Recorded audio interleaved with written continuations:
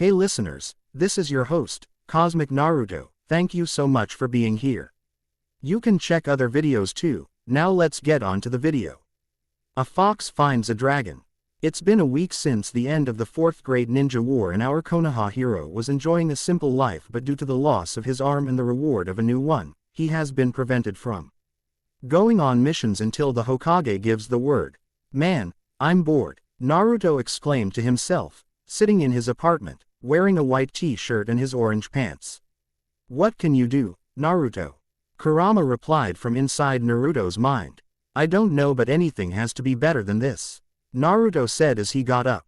Maybe I'll do some training at Grounds 3. Keep myself in shape until I can do missions again. Naruto then got on his S&D less and walked out his apartment door. Walking through the villages, everyone gave a wave or a smile to him. This seemed to brighten his night a bit as happiness of his home was still present, even after a terrible war. As Naruto neared the field, he felt something he hadn't felt since his fight with Kagaya. A tear between dimensions had been opened. Did you feel that, Naruto? Kurama questioned. Yeah, I'm gonna check it out, Naruto said. Before the tailed beast could reply, he felt something coming out of the tear, something that was weakening by the minute. Naruto then rushed to the field and saw something that he was shocked by. Even though he had tangled with the woman who birthed chakra itself, meet every tailed beast, and got an AW arm that's forever covered in bandages. And that thing was a dragon with a sword sticking out of its back. A dragon, Kurama said. I haven't seen one of those in centuries. Filing that to ask later, Naruto got closer to the dragon. Hello, Naruto asked the dragon. The dragon then opens its eyes and bellowed to Naruto. Leave me, human. I prefer my last sight to not be a filthy creature like you. Naruto was taken back by this and then got angry from the insults. What did you say, you giant reptile? He screamed. What did you just call me, human? The dragon roared in anger, only to flinch as the sword seemed to dig deeper on its flesh. Naruto saw this and his anger was replaced with concern as his attention was drawn to the sword stabbed in the dragon. Are you okay? He asked as he slowly approached. Why would you care? The dragon scoffed. Even if you wanted to help, this sword would destroy you if you tried. Destroy me? Naruto asked. Yes, this sword was made by God, and shall destroy the mind of anyone who tries to remove it, the dragon said as it closed its eyes. A simple mind like yours shall be like a pebble under me foot, shattered in an instant. As much as the overgrown lizard has a point. Kurama snorted at Naruto's twitching in annoyance from the dragon's insult. Let's prove how wrong it is, partner. Right, Naruto shouted. In that instant, He entered chakra mode and walked towards the dragon, who opened its eyes to see Naruto shrouded in a strange energy. What is this? The dragon shouted. Give me a moment, Naruto replied as he jumped onto the dragon's back and began pulling the sword out. And in fact, it was coming out.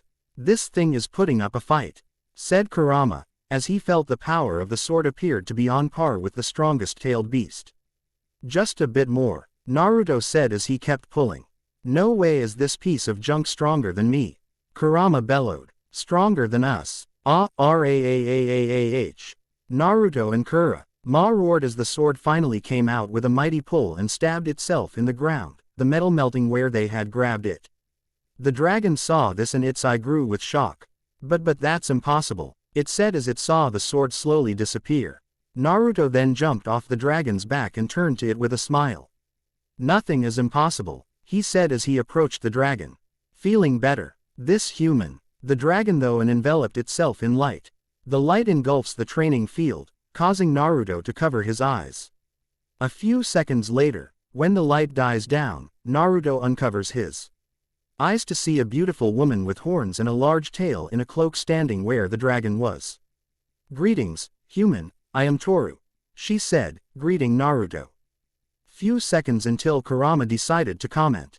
What do you know? He can be quiet, Kurama said in amusement. I'm Naruto. Naruto Uzumaki, he replied to the greeting, getting out of his shocked funk. It was good while it lasted. Kurama commented. Nice to meet you, Naruto, and I would like to thank you for removing the Sword of God. Toru said. No problem, Toru, Naruto cheerfully replied before asking with concern. Does it still hurt? The sword wound. No, the wound was able to heal the moment you removed the sword. Toru said. That's good, but why did you turn human? Asked Naruto in curiosity, wondering why the giant, ancient reptile would take this form. Wouldn't it be easier to speak like this, Naruto? Toru replied. When I am not intimidating. I guess, but could you put on some more appropriate clothes? Naruto asked with a blush as he looked away, referring to the cloak she was wearing. Is this not appropriate? Toru questioned. The human shook his head, causing the dragon girl sigh and mutter under her breath. You humans and your clothing. Anything in mind? She asked. How about a shirt, for instance? One long enough to cover your... Naruto trailed on as he pointed to her crotch and looked away. Toru looked down to where he was pointed and blushed as the wind blew her cloak away and showed her private area. Oh, she said as she glowed once again. When the light died down, Toru was now wearing a white shirt, like Naruto's, that was long enough to cover herself but nothing else. Before Naruto could give his thanks, some noise was heard and both of them looked around to see what it was. Naruto then turned to the dragon girl and said, "We need to get out of here. That light show of yours probably caught the attention of some Anbu ninja. Follow me." Toru no. DDED as Naruto then turned back to the direction of his house and ran with as fast as he could while Toru followed with ease. They then went by the rooftops until they arrived at Naruto's front door. Is this your home, Naruto? Toru asked once she saw the door. Yeah, come on, let's hurry inside, the Anbu aren't that easily escaped, Naruto said as he opened the door and guided her into his apartment. It's bigger inside, Toru said as she looked around the inside of his home. Yeah, I know, Naruto said as he walked towards his bedroom, with Toru following. He sat down on his bed and faced the dragon girl, who decided to sit on the floor on her knees. So, since you're here, do you mind telling me how you ended up with a sword in your back? Naruto asked. Toru sighed, not wanted to explain why she ended up here. It's a long story. Are you sure you want hear it? She asked, silently begging he would say no. I have time, Naruto replied. A new home. Over the course of about 2 hours, Toru not only told Naruto about the sword that tried to kill her, but of her life in the world she originally lived in. She told him of the dragon factions of chaos, order, and neutrality, to her relationships with others, and what she was told to do on a daily basis.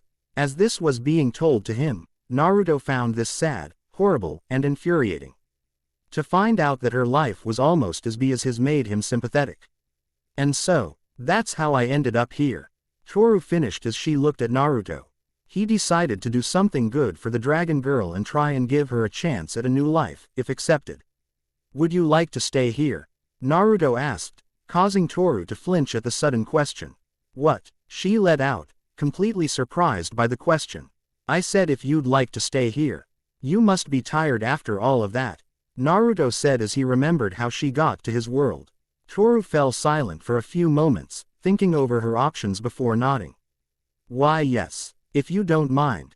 She's all, Naruto said, giving her a bright smile. Let me just get you a futon to sleep in. As Naruto gets up to grab the floor bed, Kurama decides to have a private chat with him. Hey, kid, Kurama said. What is it, Kurama? Naruto mentally asked his friend and tenant. Are you sure you want her here? You heard her backstory, where she came from, and how powerful she is. Kurama started. What if she tries to kill someone, or what if she's found out by another village? Don't worry, Kurama, everything's going to be fine. I just need to teach her how to blend in. Naruto thought back. You wouldn't be you if you didn't. Kurama huffed in good nature. You have a long way to go before you don't have to worry about her going off and killing someone. You know me so well. Naruto mentally replied with a smile. They finished their conversation as Naruto got what he needed for Toru and returned to his bedroom, where the dragon girl was still sitting on the floor until he came back and got up. Naruto, you're back, Toru chirped. Yeah, sorry if I took too long. You can use these for the night, Naruto said as he laid down the floor bed, a blanket, and a pillow. Gee, thank you, Toru said, silently touched by the gesture since she didn't know many beings who would treat her with such kindness. 2 more hours had passed as the moon was shining in the sky and the two were now in their beds asleep. Well, Naruto was asleep as Toru was awake and staring at the ceiling until she cast her gaze onto Naruto. This human baffled her. Never in her life had she met a human like him, but the only one who came close was a poor bandit girl from long ago. As Toru remembered how she met the girl, she recalled the one sentence that stuck with her all this time. "I want to be a maid," she remembered. A maid, huh? Toru thought as she turned her gaze to Naruto, thinking about the kindness he showed her just a few hours ago. Maybe. She finished her thoughts as she decided to fall asleep, even if she didn't need it. The night passed in silence and the morning sun shined brightly into the home of the savior of the Fourth Ninja War, who awakens with a yawn to start his day. He looks over to the right side of his bed to see that Toru was already awake and reading a book, a copy of the first book written by his deceased sensei, Jiraiya, Tales of a Gutsy Ninja. "Morning, Toru," Naruto greeted, making the dragoness jump in surprise as she was really into the book. "Oh, good morning, Naruto," Toru said as she looked up from the book. "Did you sleep well?" Naruto asked and then saw the book. "And do you like the book?" "Yes, I sleep well," Toru said with a nod. "And yes, this is a very nice book, but I have one question." Naruto raised an eyebrow to this and said, "Ask away." "Is the main character in this named after you?" Toru asked, wondering if this book was based on the human that invited her into his home. Naruto shook his head and said, "No, I was actually named after the main character. The story is really based my senior under pervy sage, Nagato."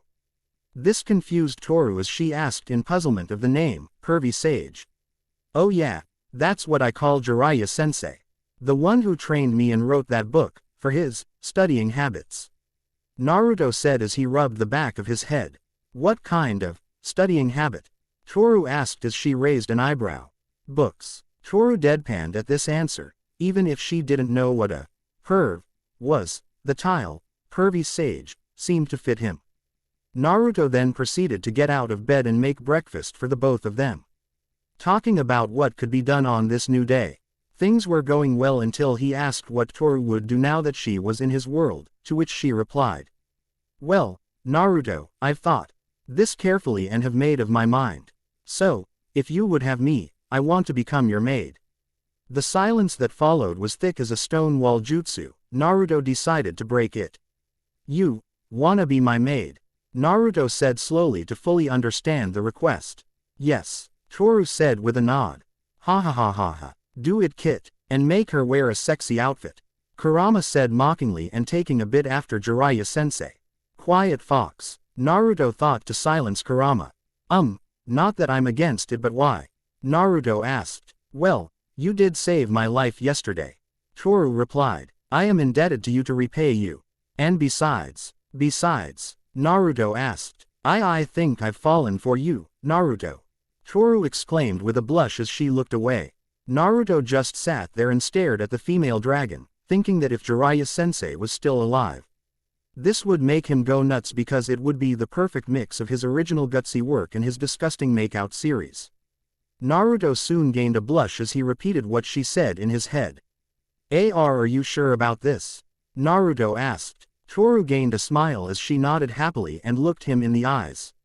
"Okay then," Naruto said with a gulp before asking with caution. "But do you know what a maid does, exactly?" Toru gathered air to speak, raising Naruto's hopes that she knew what to do, only to deflate and rub her head with embarrassment. "No," Toru said meekly. But I can learn." Naruto sighed and facepalmed a bit while Kurama has a little laugh. Afterwards, Naruto explains to the dragon girl everything that a maid does, the standard cooking, cleaning, and housework without the use of special abilities, but he had to make the without the use of special abilities part very clear when Toru gave her opinion of how she would do those duties of a maid. After he had finished, Naruto looked up to Toru as had her arms crossed, taking in all the information just given to her. "Is everything clear, Toru-chan?" Naruto asked to be sure. You nodded as a bright smile grew on from her lips. "Yes, Mr. Naruto." "Well then," Naruto said, feeling it was going to take some time to get used to being called Mr., and gave a warm smile of his own. "Welcome home, Toru." The dragon girl had never felt happier. Not only had she had a new home and someone to help her understand this new world, but she had someone who would treat her well and never hurt her. Almost like he was a new family for her. A friendly spar. It's been a few weeks since that day and so far, things have been fine. Toru has become a nice maid, Naruto has been allowed to go on missions again. And Toru has been able to blend in with the rest of the village. Everything seems right with the world, but that's the thing about the world, it never stays that way. As Naruto entered his home, which was sparkling clean since Toru had become his maid. With that thought in mind, the dragon girl was currently in the kitchen preparing lunch, which still surprises Naruto as he was amazed at how fast Toru was able to learn how to cook and do amazingly at that. "Toru, I'm home," Naruto called. "Welcome back, Mr. Naruto." Toru peeked from the kitchen. "I was just making lunch." "Cool," Naruto replied as he sat down at the table. "Say, after lunch, would you like to go spar with me?" Toru froze at the request before smiling brightly. Having been his maid and keeping a low profile, she hasn't been able to get a good workout lately, and the thought of showing her master what she can do is a once-in-a-lifetime opportunity. "Yes," she said. Naruto beamed at that as You returned to the kitchen and finished lunch, some nice pork cutlets with a side of white rice. Since Toru found out Naruto's favorite food was ramen, she decided to help him expand his eating habit. Beyond the noodles and make him other food, which he enjoyed very much. After they had lunch and put the dish to be cleaned later, the two departed for one of the empty training grounds a good distance from the village. They still couldn't have the Anbu find out about Toru's powers, or else panic would arise. "Alright, ready, Toru?" Naruto asked from his position 10 feet from Toru, his arms up and legs apart and ready to spar. "Yes, Mr. Naruto," Toru replied, with a smile as she put her arms up as well. They were still for a moment as the wind blew, causing leaves to in an instant. Both of them charged at each other. Engaging in combat, Naruto went on the offensives and gave attack after attack to his dragon maid, but to his surprise, she was able to block and dodge every hit. He can't Inu'd, but his efforts were futile as the maid had finally taken the opportunity to strike back with her hands growing claws. Naruto was able to stop her hands by grabbing her wrists, but he didn't account on the strength behind it. "Wow, you're pretty strong, Toru," Naruto complimented as he held her back. "Hey, thanks, Mr. Naruto," Toru replied as she applied more force to her arms. Naruto Relaya set his grip and jumped back to perform a familiar jutsu. "Shadow Clone Jutsu," he shouted as he put 2 fingers from each hand in a cross formation. 15 clones of Naruto then appeared out of thin air, encircling and amazing the dragon maid. "Wow," Toru exclaimed as she looked at the clones. "How did you do that? While you may have magic, we here in the ninja lands have chakra, and with it," Naruto said as he and the clones got in pairs and started to form chakra orbs in their hands. "We can do things like this," Naruto said before he and his clones shouted, "Rasengan Barrage." All the Narutos in pairs bolted towards Toru with the Rasengans ready. "Well then," Toru said as she gave a fang-filled smile and transformed her arms into their dragon form, coating them in magic flames. "Let's see how chakra holds against me." Quote, Toru waited for the clones to get close enough and then swung her arms and knocked away the clones, causing them to poof away, but failed to notice the real Naruto dodged and ran right at her. "Think again," Toru said as she quickly met the spiraling ball with her magic flame-covered dragon claw. Chakra and magic clashed for dominance for what seemed hours, until both Rasengan and magic flames blew up, sending their wielders back with a shock wave as Naruto and Toru skid to a stop before raising their heads to look at each other. "Toru's stronger than I thought. You think she's stronger enough to handle chakra mood?" Naruto thought to Kurama. "Chakra mood? Wasn't this just a spare?" Kurama commented. "I just wanna see how strong she really is." "What do you say?" Naruto mentally asked. "Use the base cloak, the one after you master my chakra for the first time," Kurama answered. "Got it," Naruto thought as his body was covered in bright, yellow, fire-like chakra. Toru's eyes opened wide at the transformation, remembering it from when he pulled the god's sword out of her back. The surprise faded away as she gave a fanged smile and returned her arms to normal but kept the claws out. "Here I come, Mr. Naruto, Toru said as she dashed at him, claws at the ready. Naruto met her dash with his own as the two clash blow for blow, becoming almost like blurs in this sparring match. After several minutes of fighting at high speeds, they grappled in a stalemate before jumping backwards from each other. They were both breathing heavily from the speed they were going and hits they delivered. One last hit, Toru-chan? Naruto asked as he caught his breath. One last hit, Mr. Naruto, Toru replied as she prepared herself. They both begun to prepare their attacks for a final clash as Naruto was creating a planetary Rasengan in his right hand with two chakra arms from his back while Toru summoned a magic circle around her and channeled magic into her right claw. Both roared as they charged at each other's attack, Rasengan against magic-coated claw. When the attacks met, both wielders fought for dominance as they held on from the impact. Neither of them were willing to give in as their clash created a raging wind that blew nearly every tree back. Grrrah! They both roared as they struggled and their attacks reached their limits and blew up, blowing both combatants away from each other. Naruto and Toru were blown into the woods and crashed through several trees before skidding to their stops on the ground. Both laid their foe. A few minutes before Toru was the first to rise, grabbing her head in pain before remembering her master.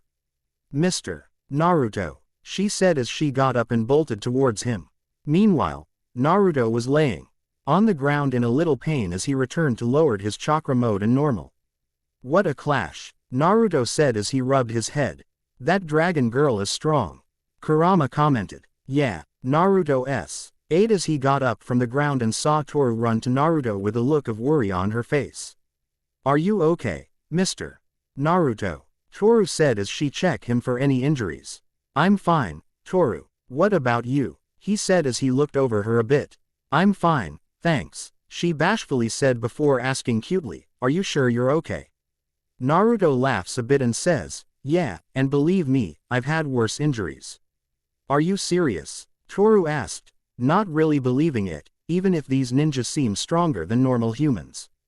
Naruto just laughed a bit more at Toru's surprise since over the years, he's gotten much worse. Almost life-threatening injuries, like the Chidori to the chest when he and Sasuke fought at the Valley of the End when they were younger. Yes, Toru, but it's alright. No matter what, I always bounce back, Naruto said as he flexed his prosthetic right arm covered in bandages. Mr. Naruto, Toru said in awe, the confidence radiating off of him and his bright smile made her bell. I have his words and fall for in love with him even more. Naruto brought his arm down and gazed at Toru. Let's head back home before someone comes to check this place, I'm pretty sure what we just did won't go unnoticed. He said as he held his left hand out. Toru grabbed his hand, idly noticing how they fit together as they moved at neck-breaking speeds, returning to their home. Good thing they left when they did since. No longer than 2 minutes later, Anbu's squad arrived with a familiar cat-masked Anbu leading them. This is where the explosion came from. I want all of you to fan out and look for any signs of who was here, said Neko Yugao, the cat-masked Anbu. Yes, ma'am, said the other Anbu before they started searching. While the Anbu searched for clues, Naruto and Toru arrived at his home. Seems we weren't followed, Naruto said as he looked around. I still would have sensed them, no matter how stealthy they are, Toru said, half bragging and puffing her chest a bit. That you would, Naruto said, feeding the girl's ego a bit and finding it funny in silence. With the spar over and the Anbu avoided yet again, the two entered their shared home and planned on relaxing for however long they want. A bath and a story. After their sparring, the hours of the day seemed to pass by like lightning as Naruto is now bathing in his bathroom, letting the hot water relax his body. What a day, Naruto said to himself with a sigh. The dragon girl is strong, I'll admit. Kurama spoke, letting Naruto know his thoughts. She feels familiar to me, though. Have you met her before? Naruto asked mentally, curious since Kurama told him that he had met a dragon centuries before. Not her, Kurama replied, rubbing his chin with one of his 9 tails. She gives a feeling similar to another dragon I met when I was but a kid.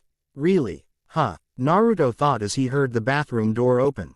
Mr. Naruto, Tohu said as she looked through the crack. Ah, Toru, Naruto said as he jumped in surprise.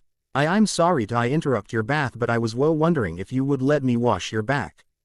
Toru asked as she fully stepped into the bathroom with her horns and tail out and a bath towel wrapped around her body.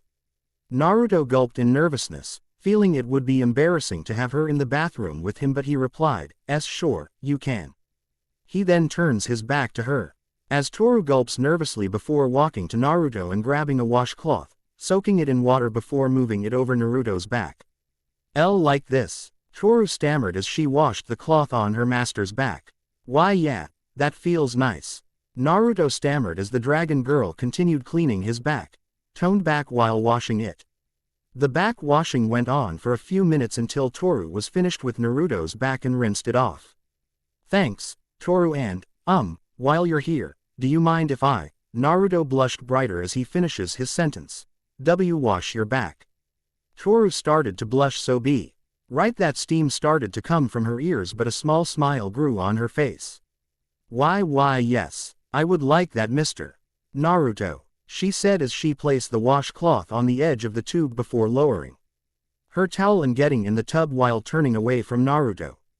Naruto's face almost reached a tone of red that put his mom's hair to shame as he saw Toru's towel on the bathroom floor and her back in front of him. Man up and wash her back. Kurama egged him on and getting out of his embarrassed, hypnotized state. Naruto gulped before taking the cloth Toru used on his back and started washing her back while admiring how smooth and beautiful it was, scales and all. He then decided to get a bit bold and started to wash Toru's tail, causing her to jump in surprise. Sorry, I just hot. Naruto stuttered in embarrassment as he took his hands away. And no, it's fine, it just took me by surprise is all. Toru quickly said while thinking, I can't believe how good that felt. Kurama was snickering to himself, amused at what had just happened. Smooth move, Naruto, Kurama snarked. His comment fell to deaf ears as Naruto decided to ask this time before washing a sensitive area. Toru, can I keep washing your tail? Naruto asked, his face still bright. Why yes please, if you don't mind, the dragon girl said as she was blushing and creating a steam storm. And not at all, Naruto replied as he gently washed her tail with the small towel, causing Toru to bite her lip to muffle a moan. Toru knew her tail was sensitive but couldn't pass on the opportunity to have the one she fell for wash her tail. This continued for 2 minutes until Naruto completed the task and the two sat in the tub while only hearing Toru's soft breathing. Thank you, Mr. Naruto, she meekly said while thinking. Another minute more and I wouldn't have kept quiet anymore.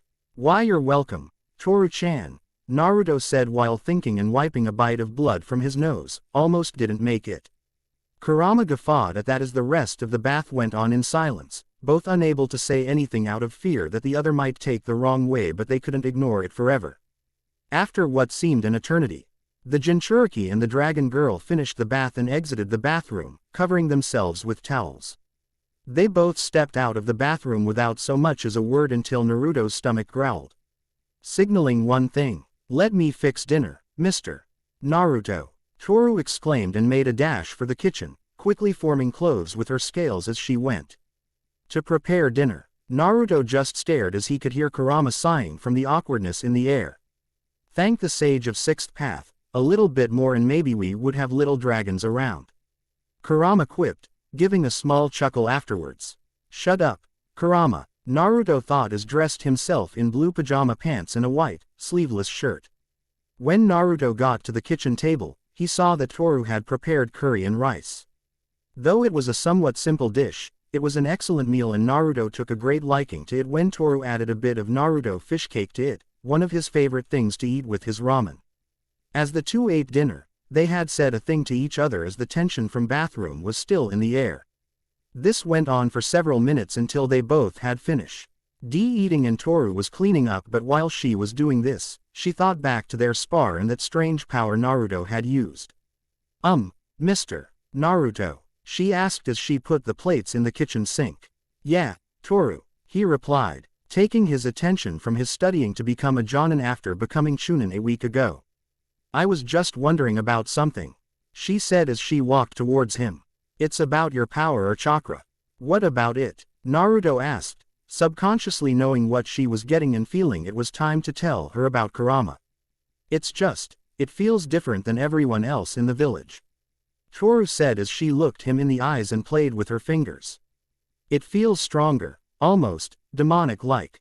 Naruto sighed, knowing that it was time to tell her about H's life since she told him about her life when they first meet. Well, Toru, to answer your question, let me tell you about a powerful man, a man known as the Sage of Six Paths, Hagoromo Otsutsuki. Naruto said as he told his dragon maid about how giant creatures known as the tailed beasts, the people who had these creatures sealed inside them, allowing them to access their power but with the burden of being hated by the villages they lived in. He also told her about his life, his pain as a child, the measures he went through just to gain some attention, and how his life as a ninja began. This brought tears to the dragon girl's eyes and on the verge of crying until Naruto told her about the people he finally gained that accepted him for him and didn't see him as a monster. He told her about the lessons he learned, and that he had to gain other acceptance in order to achieve his dream, not the other way around. And so, that's my life and why my chakra is different than others. Naruto ate as he placed his hand on his stomach. Even if I wasn't perfect, but all in all, I wouldn't change a thing. Not if it meant never meeting all the people who accepted me, he continued as he counted a few of them off. Gigi, Iruka-sensei, Kakashi-sensei, Sakura, Sasuke, Kavri Sage, he counted as he turned to Toru. And you, Toru, I wouldn't trade my life for anything if it meant never meeting the ones precious to me. He finished as he gave a smile to the dragon girl, who let the floodgates open and gave Naruto a hug and refused to let go.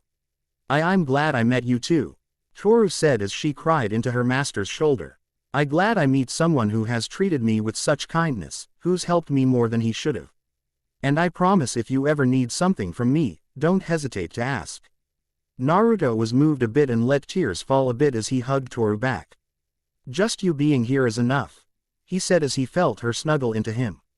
The two stayed that way for what feels like hours as slumber started to kick in, and before anything could be done, the both of them laid down on Naruto's bed and submitted to the Sandman's spell of rest. The seasonal calling. It has been a month since Naruto confessed to the dragon in his employ about his life and his power, and everything seemed to be as normal as things can be in a ninja village, such as Naruto going on regular missions. Had varied in ranking and came back to see Toru with a bright smile on her face every time, but lately, he's noticed something off with Toru. She's been seen breathing heavily, blushing up steam, and it seems like she's trying to hold herself back for some reason. This went on for several days until Naruto decided that it was time to confront her about it, even if Kurama kept saying to leave it be, but alas, with Naruto being Naruto, he couldn't help but want to help someone precious to him and decided to ask after her while on a day off from his shinobi work. Hey, Toru, Naruto called out from his bed, where he placed a scroll for new jutsu aside. Yes, Mr. Naruto, Toru replied, turning her head from kitchen area of Naruto's home. Can you come here for a bit? We need to talk, Naruto said, as he patted the spot on his mattress next to him. Toru walked over to Naruto from the kitchen area and entered Naruto's room, taking a seat next to her master. She got herself comfortable on his bed and turned to Naruto for the upcoming conversation. What is it you wanted to talk about, Mr. Naruto? Toru asked with her usual smile. Well, I just wanted to ask if you were all right, Naruto said, feeling she was lying for his benefit to not worry him. Why do you ask? She asked, shifting her eyes away slightly. It's just the way you've been acting lately, Naruto replied as he used his fingers to count down what he has seen so far. Your face is blushing non-stop, you've been breathing heavily just from light work, and you've looked like you're holding yourself back.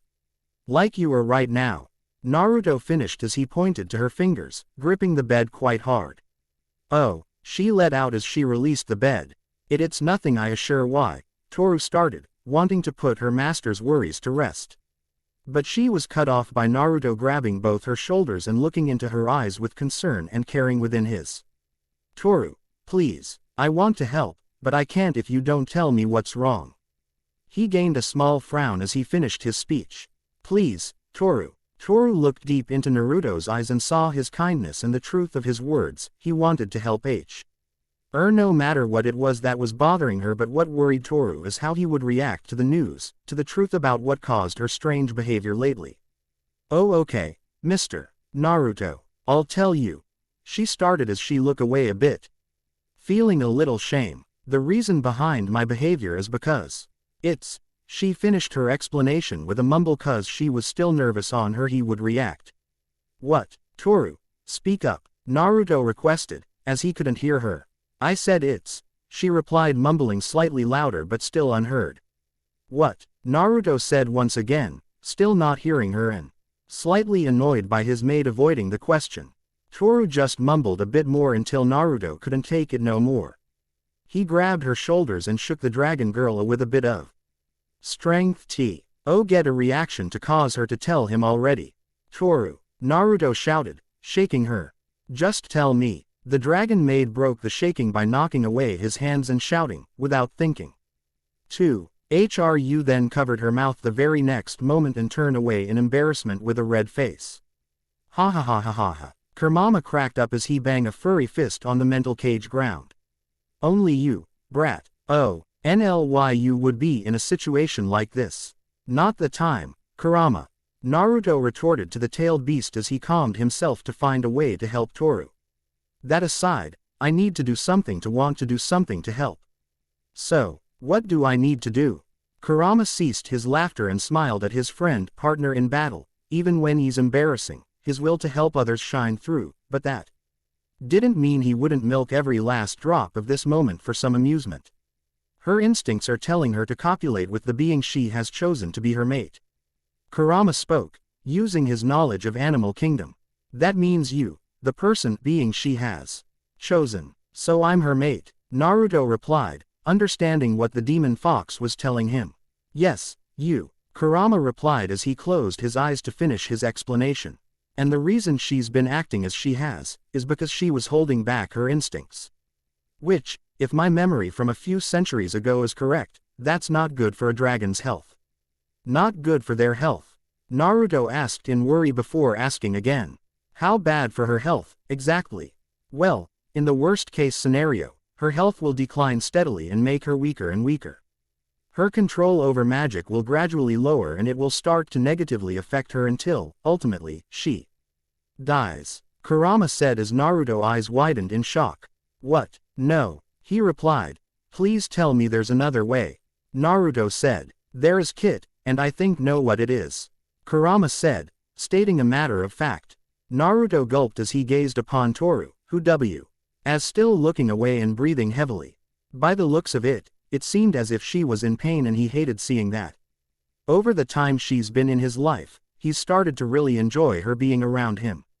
He enjoyed the way she spoke, the way her shining smile brightened his day and just being around her in general. In general, Naruto had fallen for the dragon girl who came into his life and didn't want her to leave.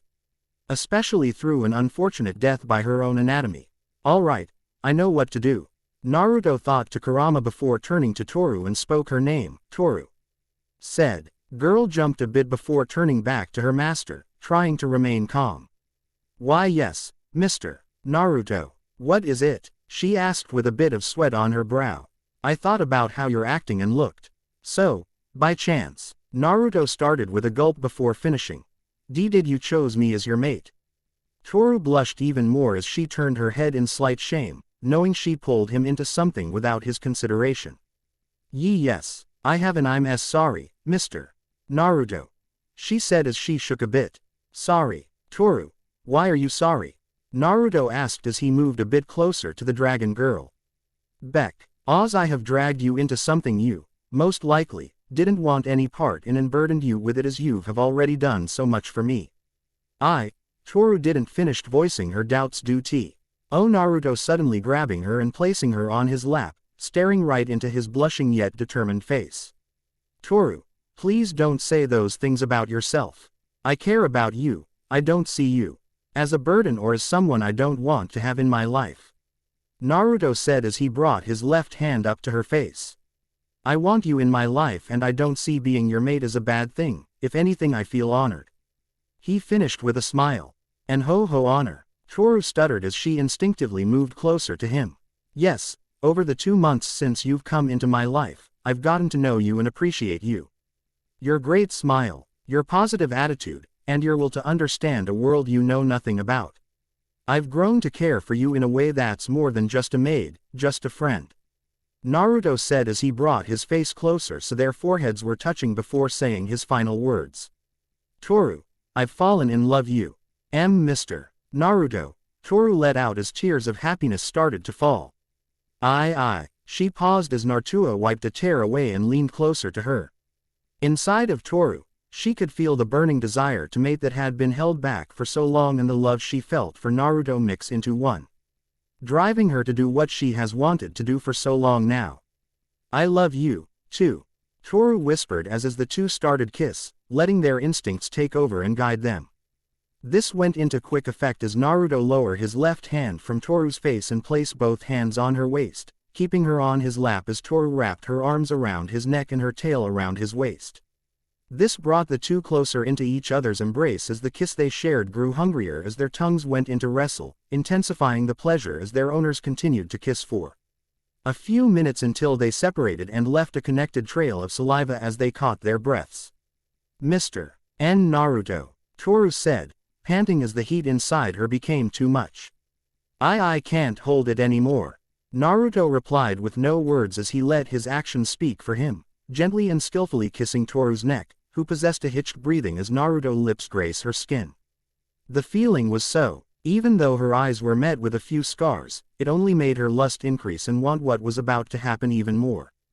After Naruto completed his disrobing, Naruto quickly placed a sound seal on his room before he made his way to his bed and climb over Toru, who instinctively laid back and allowed Naruto to be on top of her. Their eyes meet as Toru's breathing became heavier and the burning feeling within her body reached its peak. Are you ready, Toru? Naruto asked as the dragon girl, feeling a little nervous about his first time. Toru snaked her arms back around Naruto's neck to bring him closer, finally giving into her lust and need to mate. Yes, more than ready, Toru whispered as their lips meet and their minds went hazy, focusing on the night of passion that would lay before them. A visit and Amiya rose over the Uzumaki apartment, shining bright and bringing light into the home, but it seems that the residents hadn't slept at all. Over the course of 8 hours, the Jinchurki and Dragon Girl had kept mating and loving each other's as they went through an unknown amount of rounds due to both the unexpected lever of lust the dragon in heat possessed and the legendary Uzumaki stamina to endure for an unknown amount of time.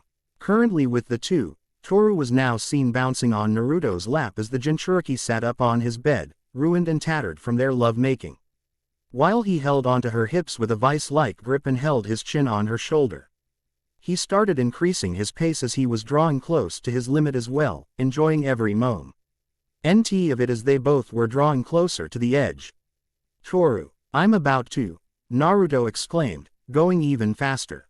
Do it, Toru egged him on, the feeling of being filled yet again overcoming her.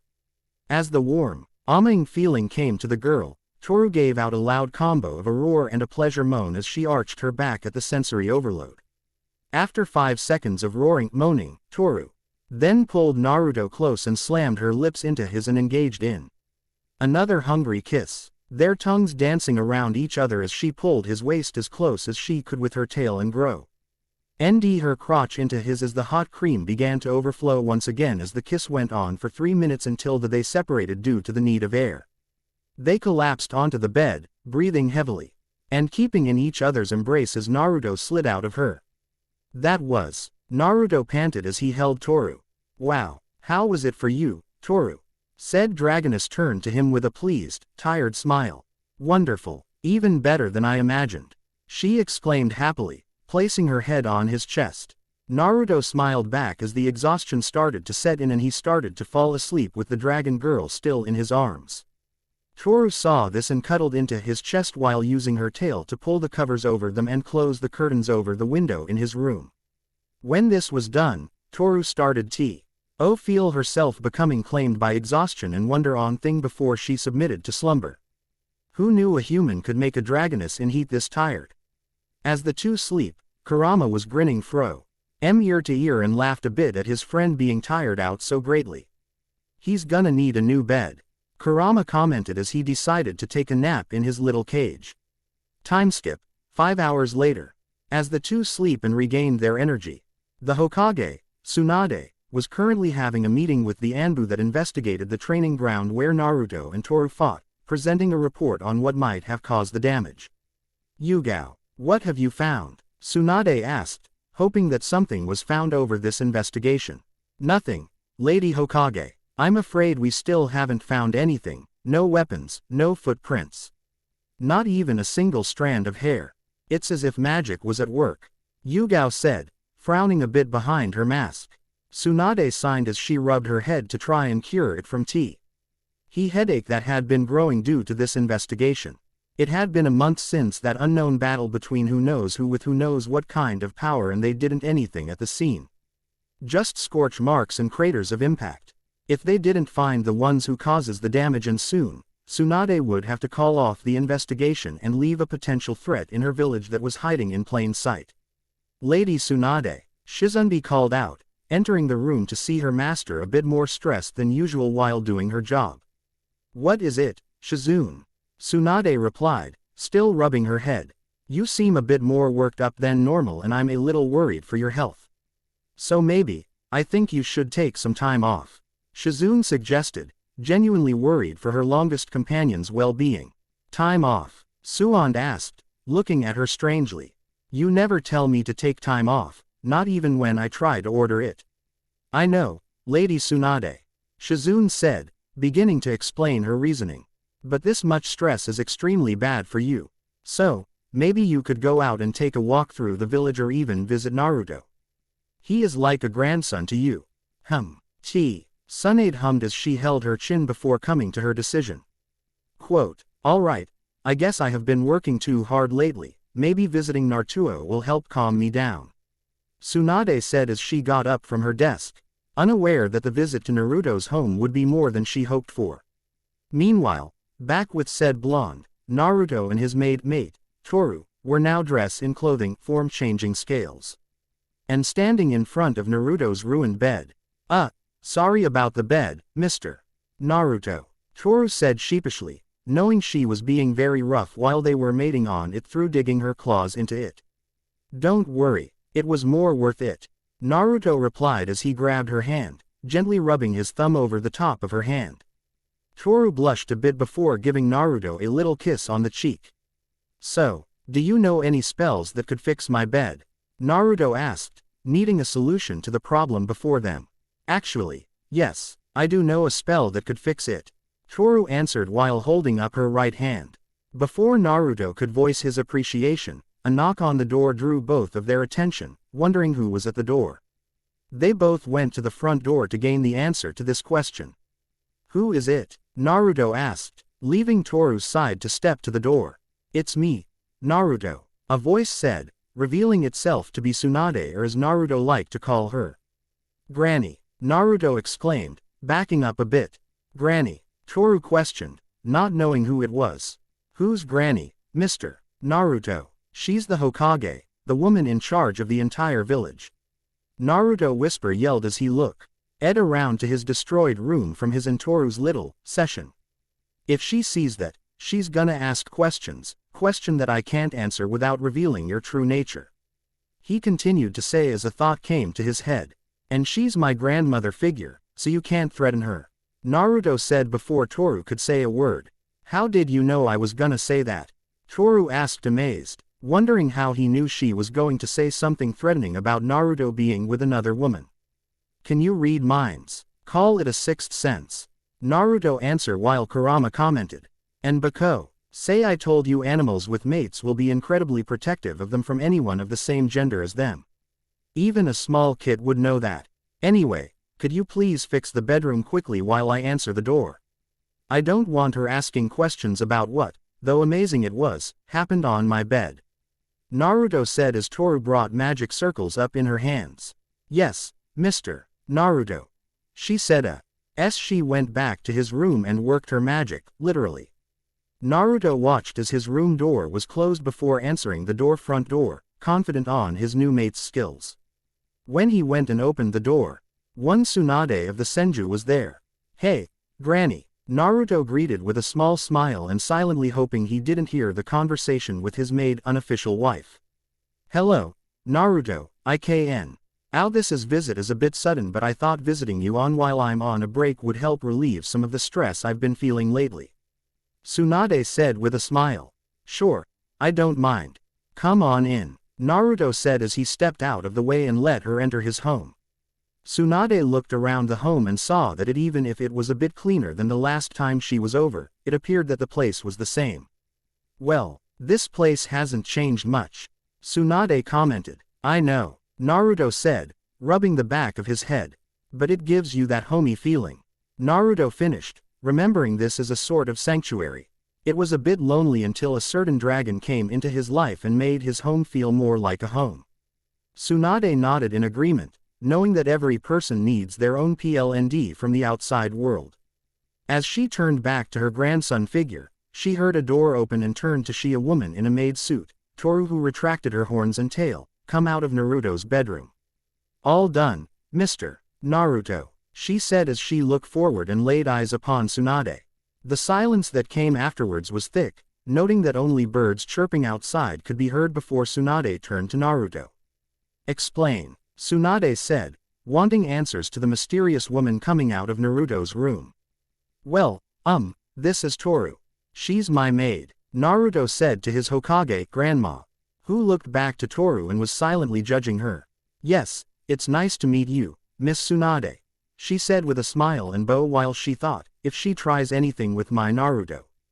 As Toru rose her head and observed Tsunade, said Kage was thinking similar thought. "Likewise, Toru," Tsunade said WJILE, thinking, this woman better not have some sort of ulterior motive planned Naruto.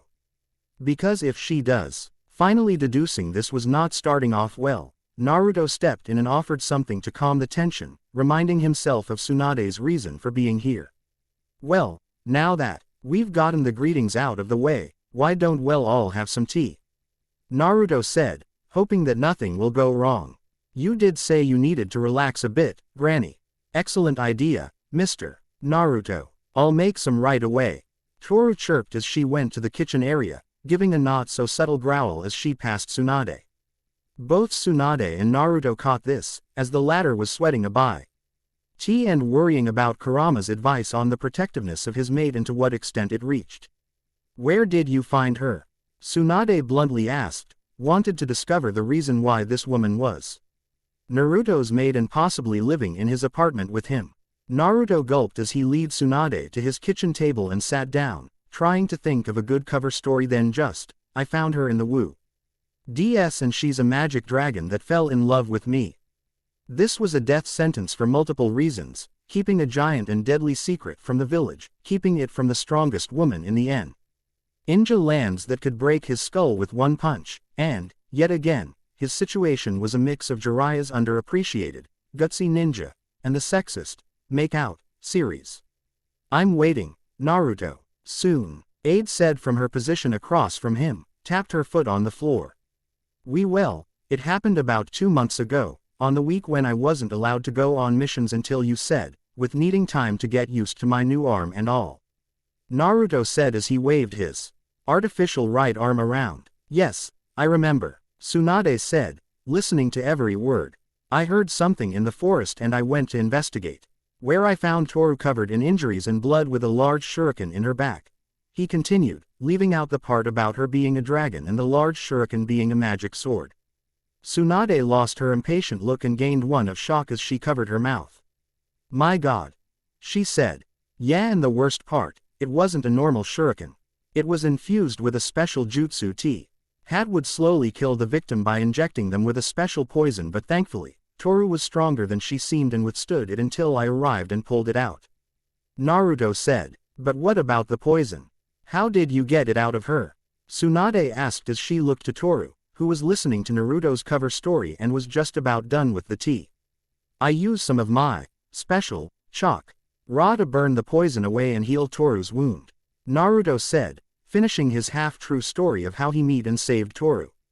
"Well, that explains how you found her, but why is she living with you and not going back to her old home?" Tsunade asked. Before Naruto could answer, Toru approached the table with 2 cups of tea on a tray. I can answer that, Ms. Tsunade, she said as she gave one to Naruto then to Tsunade. Thank you, Toru, Naruto said, taking a sip of the tea his mate prepared. Can you explain, please? Suand asked, bordering on demanding as she took a sip of her tea. He saved my life and I wanted to repay him. Toru began, holding the tray in her arms. And besides, Tsunade pressed, wondering what other reason she could have besides repaying a life debt. Quote, he was the first person to treat me with such kindness in a long time, it made me feel happier than I've ever been. And, if I'm honest, I've fallen in love with him. Toru exclaimed with a happy blush and grabbing Naruto's right hand. Tsunade just stared at them and immediately thought this was a scene from that horrible make-out series she and every rational woman hated. She turned her gaze to Naruto. Silently wanted further explanation on how this happened. Well, after I brought her back, we talked and got to know each other, said a blushing Naruto. I learned about her life and her dream, so I hired her. But also, I grew to care about her and wanted to keep her in my life. Over time she became like family to me. Naruto finished, clearly hiding the fact that just last night, his maid became his mate wife. And he is family to me as well, Toru added with passion, squeezing his hand. Well, that's all well and good, but, if I may, what is this dream of hers? Suand asked, still skeptical about this. Naruto was a bit nervous to tell her, wondering how bad she'll react, but gained the nerve and spoke it. To become a maid, Naruto said, giving a nervous yet caring smile. Tsunade said nothing as she just stared at the two once again, blinking from what she had just been told. Maid? Tsunade asked. Yes, both Naruto and Toru said, both hoping she won't blow her top.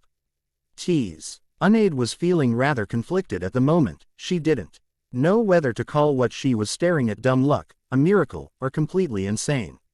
In the end, Tsunade just groaned and rubbed her forehead again. Feeling a new headache rise.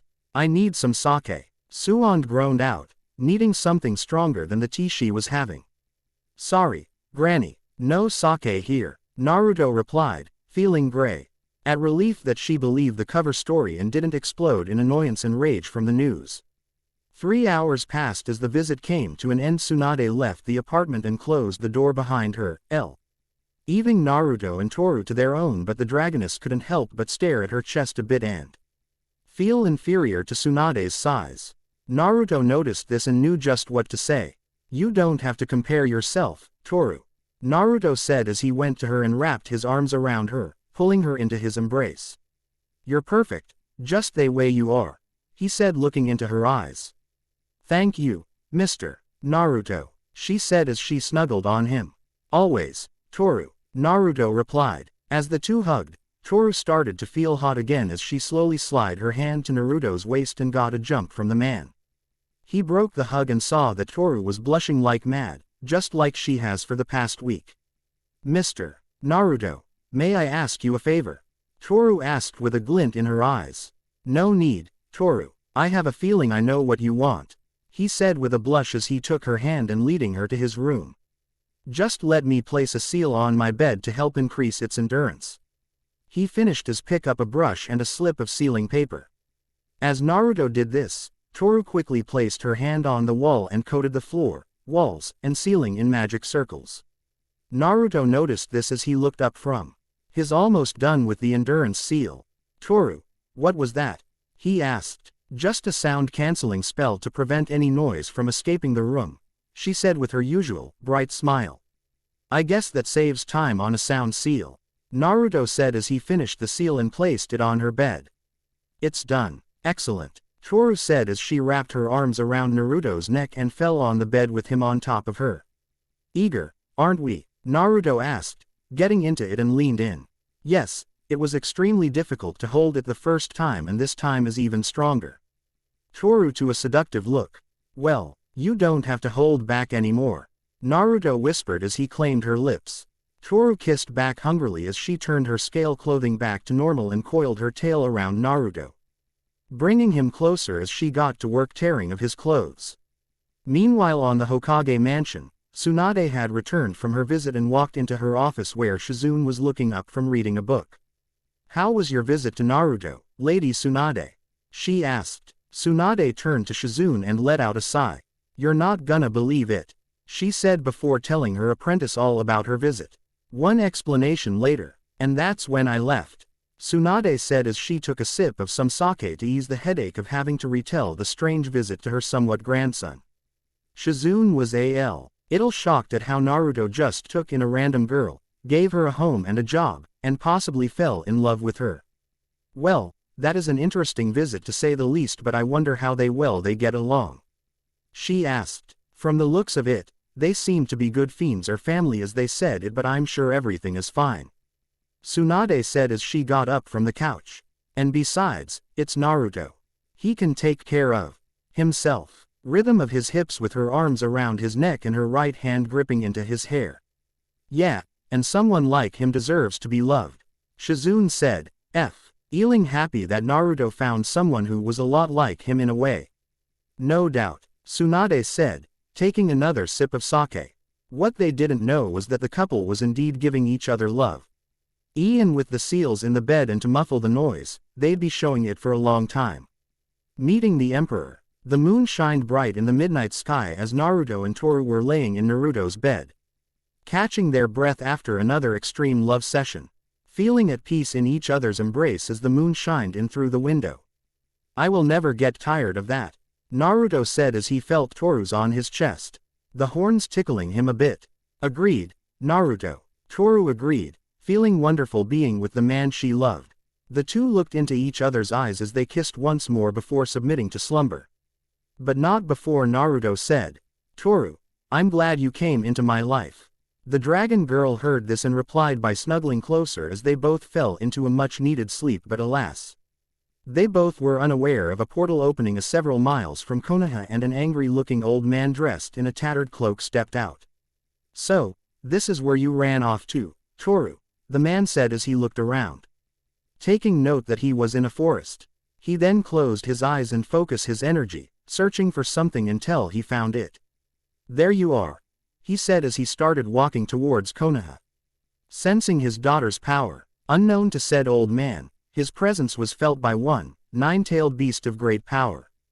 "This power," Kurama said, knowing this feeling. "I've felt it before, but that couldn't be." Hour passed since the mate's sleep and the morning sun shined into the room, waking both of them up. "Morning, Toru," Naruto said as he rubbed the sleep from his eyes and rose. "Morning." The words of her greeting were halted in Tohu's neck as she jolted up and her eyes widened, feeling a powerful energy approaching the village, an energy she knew and feared. Naruto saw this as his mate froze and started to shake in fear, causing him to worry until he recalled what she said about her home, her faction, and the one in charge of it who would cause her to feel this way. Kurama, Naruto thought, wondering if his tailed beast friend felt that power too. "I feel it, Naruto. It's coming this way slower, and I can only guess it's coming for your mate," Kurama said, as Naruto understood and turned to Toru. "Toru," he said as he places his right hand on her shoulder, "bring her out of the shock." He's here," Toru stammered. "You don't mean him, do you?" Naruto asked inconcerning and hoping it isn't who Toru told him about. "It is, the Emperor of Demise, the leader of the Chaos faction," Toru explained, stopping to gulp before Fini shining. "My father." There was silence for a few seconds before it was shattered by Naruto. "Well, why is he here?" Naruto asked. "And why are you afraid of him? You told me that you were just as powerful as he was." "Well, I am, but it has been a long time since I last challenged him. He might be more powerful, but back to the topic at hand. I think the reason he's here is that he's noticed my disappearance." 2. HRU stopped as she shed a tear before continuing. "And I can only assume he want to take me back," she finished, knowing that she didn't want to go back to her world. She especially didn't want to got back if it meant leaving the man she loved behind. Her thoughts were soon interrupted by Naruto placing his left hand on her cheek and bringing her eyes to lock onto his. "No," Naruto said as he wiped away her tear. "I'm not going to let him take you back.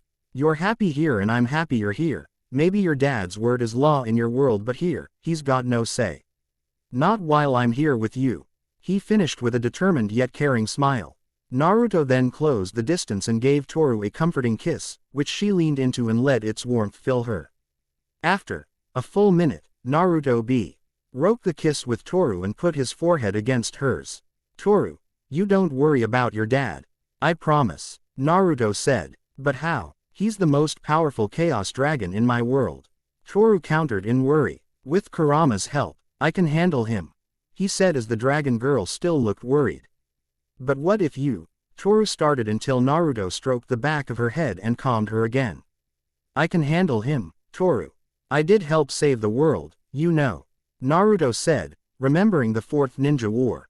Toru giggles, remembering when her mate told her about the war and said, yes, I know, but well, I'll need to lead him away from the village first. My thoughts exactly, Naruto said as they both got out of bed to get ready to face the terror known as Toru's father. After half an hour of getting ready, Naruto and Toru were now jumping from roof to roof towards the outside of the village while being coated in a special spell to mask the presence of a being Toru knew called perception blocking. It was an impressive spell.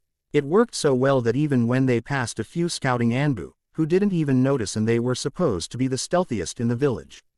So, you remember the plan, Toru? Naruto said, wanting to make sure the entire plan was known. Yes, my father is currently tracking me by my power, Toru said as she and Naruto jumped from roof one to another. So all we need to do is have him follow us outside of the village, and when we're far enough, I'll open a portal to an empty location so you can battle him. Exactly as planned, Naruto said with a nod as they jumped over the village walls and sprinted through the forest. While the two were running through the woods outside the Leaf, the Emperor of Demise had the village in his sights until he turned his head to the left, feeling his daughter's energy moving away from the village at a stable speed. So, running again, Toru, he said as he started following them, disappearing from sight at high speeds. Naruto, he's following us, Kurama said, feeling the Emperor's energy approaching. Thanks for the warning, Naruto said as he alerted Toru. Toru, your dad's coming fast. How much farther until you can open the portal? Naruto asked. Toru bit her lip in a bit fear, feeling her father getting closer and closer by the second and her chances of keeping this life slipping away. It's Lee then I intended, but we'll have to make the portal now, she said as she held out her left hand and fired a small ball of energy. The ball of energy flew ahead of them for 10 seconds until it burst, creating a portal to what looked like a plain field of grass. It's now or never, Toru said as she grabbed Naruto's hand. Right, Naruto said as he went. He then rushed into the portal with a burr. Saint of speed as the dark figure known as Toru's father followed them 5 seconds after, just before the portal closed and opened once again in another location. The two mates came speeding out of the RTAL and came to a skidding stop in the location for the battle. I bought us some time, he'll cross in a few moments, Toru said as she and Naruto unclasped their hands. Got it, Toru, Naruto replied as he looked around, gaining a small smile. You picked a nice place, Toru. Thank you, but I just opened a portal to a random location in this world, Toru said as she looked around as well. But you were right, this place is nice, she said, making sure to remember it to bring Naruto back to just relax here. Before anything else could be said, the portal spat their opponent and closed, preventing anything or anyone from joining. The Emperor of Demise looked around and took in the landscape before locking his eyes upon his daughter standing next to a human, who was coated in a strange energy. This sight enraged the Emperor until his enhanced scent picked up their smell and his eyes grew wide, veins on his head bulging in rage. What he smelled on his daughter was the scent of the human, and he same the reverse on the human. Lead to only one possible conclusion. As if you could not disappointed more, Toru, but this. The Emperor yelled as the wind blew around him and storm clouds formed, taking on a human as a mate. The wind blew even fiercer as thunder began to crack and lightning flashed. Have you no shame, daughter? He said in rage. Toru started to shake and let silent tears fall, feeling the words said by her own father hurt her even more than any weapon of the god ever could. She let out whimpers as she felt like she was crying until Naruto refused to stay silent anymore. Shut up, he yelled as his voice echoed and his Nine Tails chakra mode was flaring up. This caused both dragons to look at him in shock as they both stared at Naruto. I am sick and tired F you insulting Toru and calling the choices she's made mistakes. The Jinchurki screamed as he glared at the emperor. I don't care who you are. A king of chaos, a dragon of destruction, or the father of the woman I love. If you ever, and I mean ever, insult someone I love, I am going to make you or anyone else regret it. This seemed to get a reaction out of the Emperor of Demise, who was enraged. Even further as the wind blew even harder than before. You dare, mortal, he shouted. What do you know of our world? Do you know the things that we have done, that my daughter has done? Yes, I know all of what Toru has done and I still love her anyway. Naruto replied, standing his ground. But it's people like you, who only knows to destroy to get what they want, are something I will never stand for. And I refuse to stand for someone like you to hurt someone I love. Naruto, Toru said as tears, now of joy from Naruto's words, fell down her face. Your words mean nothing, boy. His is a matter that exceeds your jurisdiction. The Emperor said as the clouds above started to spiral. Stuff like this is my jurisdiction when it concerns someone important to me.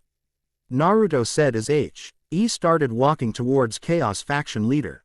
And if you think I'm going to just keep insulting Toru. Then, Naruto didn't get to finish as a blast of magic blowing his head off, shocking and horrifying Toru. Naruto, she screamed as she trembled and fell to her knees as saw Naruto's body fall limp until it burst in a puff of smoke and reveal a damaged log. This surprised both dragons till Naruto appeared behind the Emperor of Demise with a big Charka fist ready.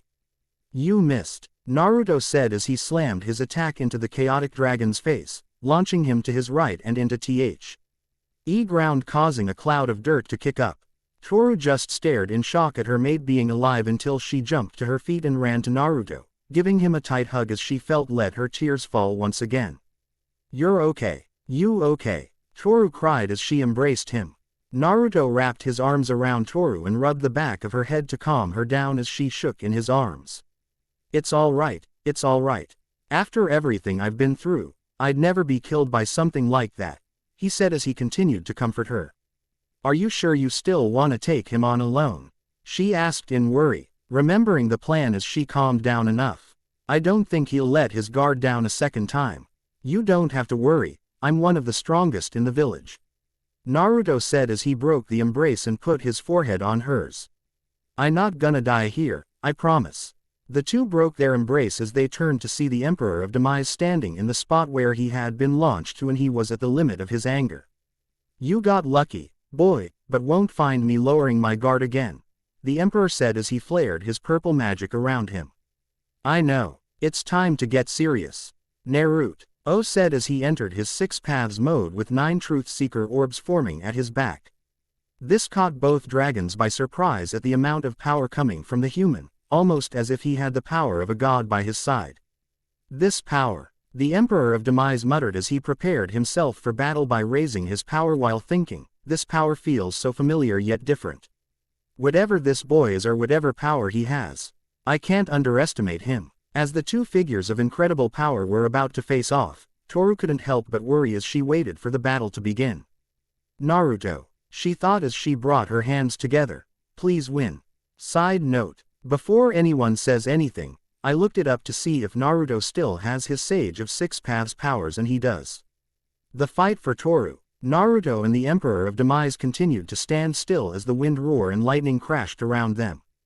Naruto made the first move and shape-shifted a truth orb into baton and gripped it with both hands. Bring it on, Naruto said, ready for anything the Emperor has. The angry dragon answered the Jinchurki by fire a magic beam at him. Naruto jumped to the side and dashed to the terror. Bring a truth baton to attack but failed as the dragon dodged every strike until he caught the baton. You'll have to do better than that, human, the Emperor said, not impressed by him. I plan to, Naruto said as he formed another baton to attack but was caught as well. This didn't stop Naruto as he commanded one orb to fly under his legs and strike the dragon man in the stomach, causing him to release his grip on the 2 batons. Gotcha, Naruto said as the orb returned and he struck the Emperor 3 times with his batons before kicking him in the chest with both feet and using him as a springboard to jump in the air. Shadow Clone Jutsu, Naruto commanded as he summoned 11 clones. All of them charged at the Chaos Dragon to attack, but they all missed as the dragon flew into the air, causing a chance to begin.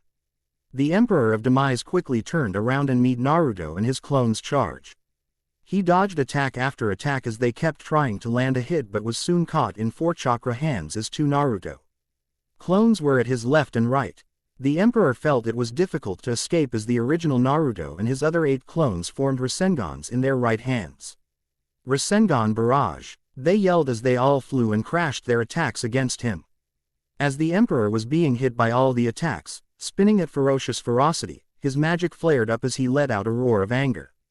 GG Gura HHHHH. The Emperor's human form shined purple as a burst of energy was released, dispelling Naruto clones as the real one was blasted to the ground, still on his feet. When the smoke cleared, the Emperor was still floating in the air while he was breathing heavily.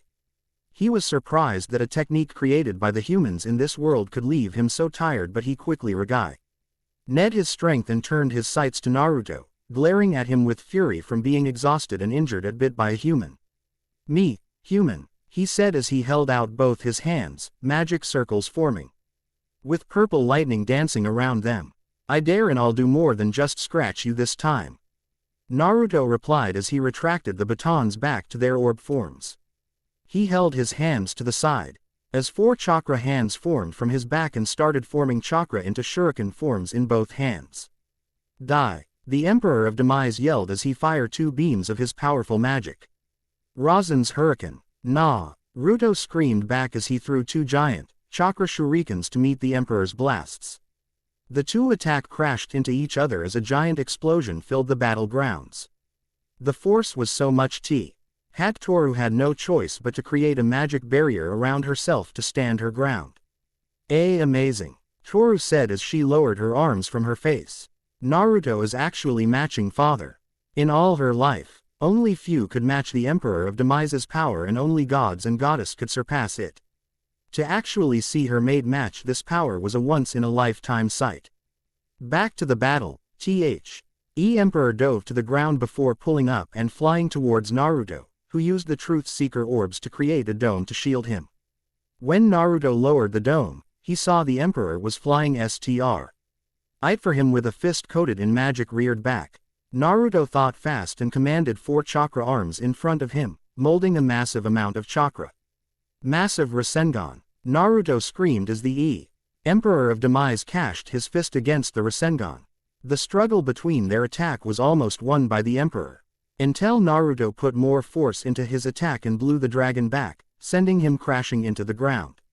"Man, this guy is tough," Naruto said as he retracted his chakra arms.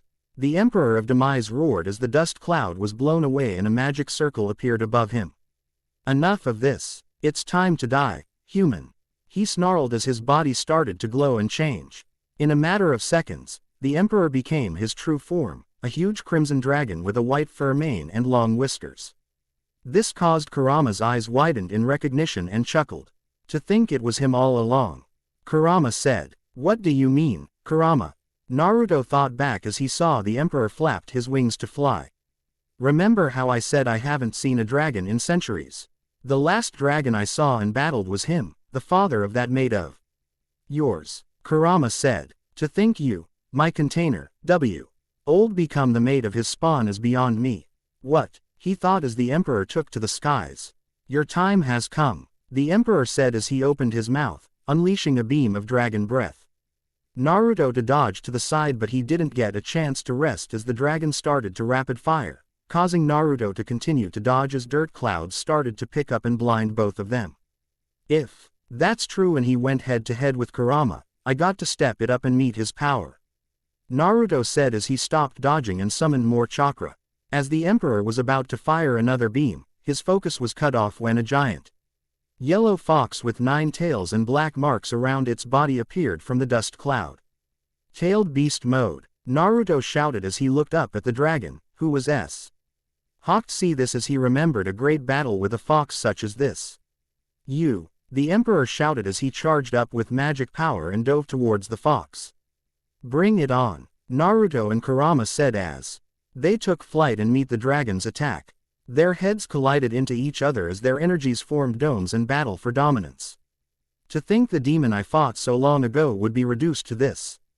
A tool used by a human. The Emperor said as he pushing the beast back. It's disgraceful, as if you would know anything about honor. Naruto said as he and Kurama continued for fight back. You just spread chaos and destruction, annihilating everything in your path. Kurama was almost the same until he and I grew closer and I understood him. Naruto and Kurama pushed back and broke the clash, sending the Emperor high into the sky. They didn't give him a moment to rest and flew to him, grabbing him by the throat and flying her into the sky. Until they were both above the clouds and letting the sun shine down upon him. Toru was quick to follow as she grew small versions of her dragon wings and flew to continue watching the battle. It's no different than when I grew closer to Toru. We told each other about our lives and we grew closer. I accepted Toru and she started anew where she could be free to make choices that benefit her. Naruto said, glaring at the dragon. Meaningless words, the Emperor retorted as he used his wings to break free from the grip. She will never know true freedom. He then charged another magic blast and fired, forcing beast mode to block. What give you the right to say that?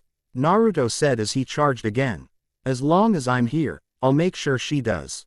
The beast mode threw an uppercut that threw the dragon back as it charged chakra into its mouth. The Emperor of Demise saw this and corrected himself before charging his biggest magic blast in his own mouth. While this was happening, Toru was watching from a distance and feeling wondrous after hearing Naruto's words. As if a weight of darkness had been lifted from her heart. Naruto, she whispered as she let tears of joy fall and swallowed a lump in her throat. Thank you so much. Even if the gods themselves come to face you, he asked, ready to end this. Let them come. No matter who or what, I'll be there for Toru. Naruto declared, the blast in beast mode's mouth more than ready. Go. Tailed beast bomb. Both of them let their attacks soar and crashing into each other, creating an even bigger explosion than before that blew the surrounding clouds away.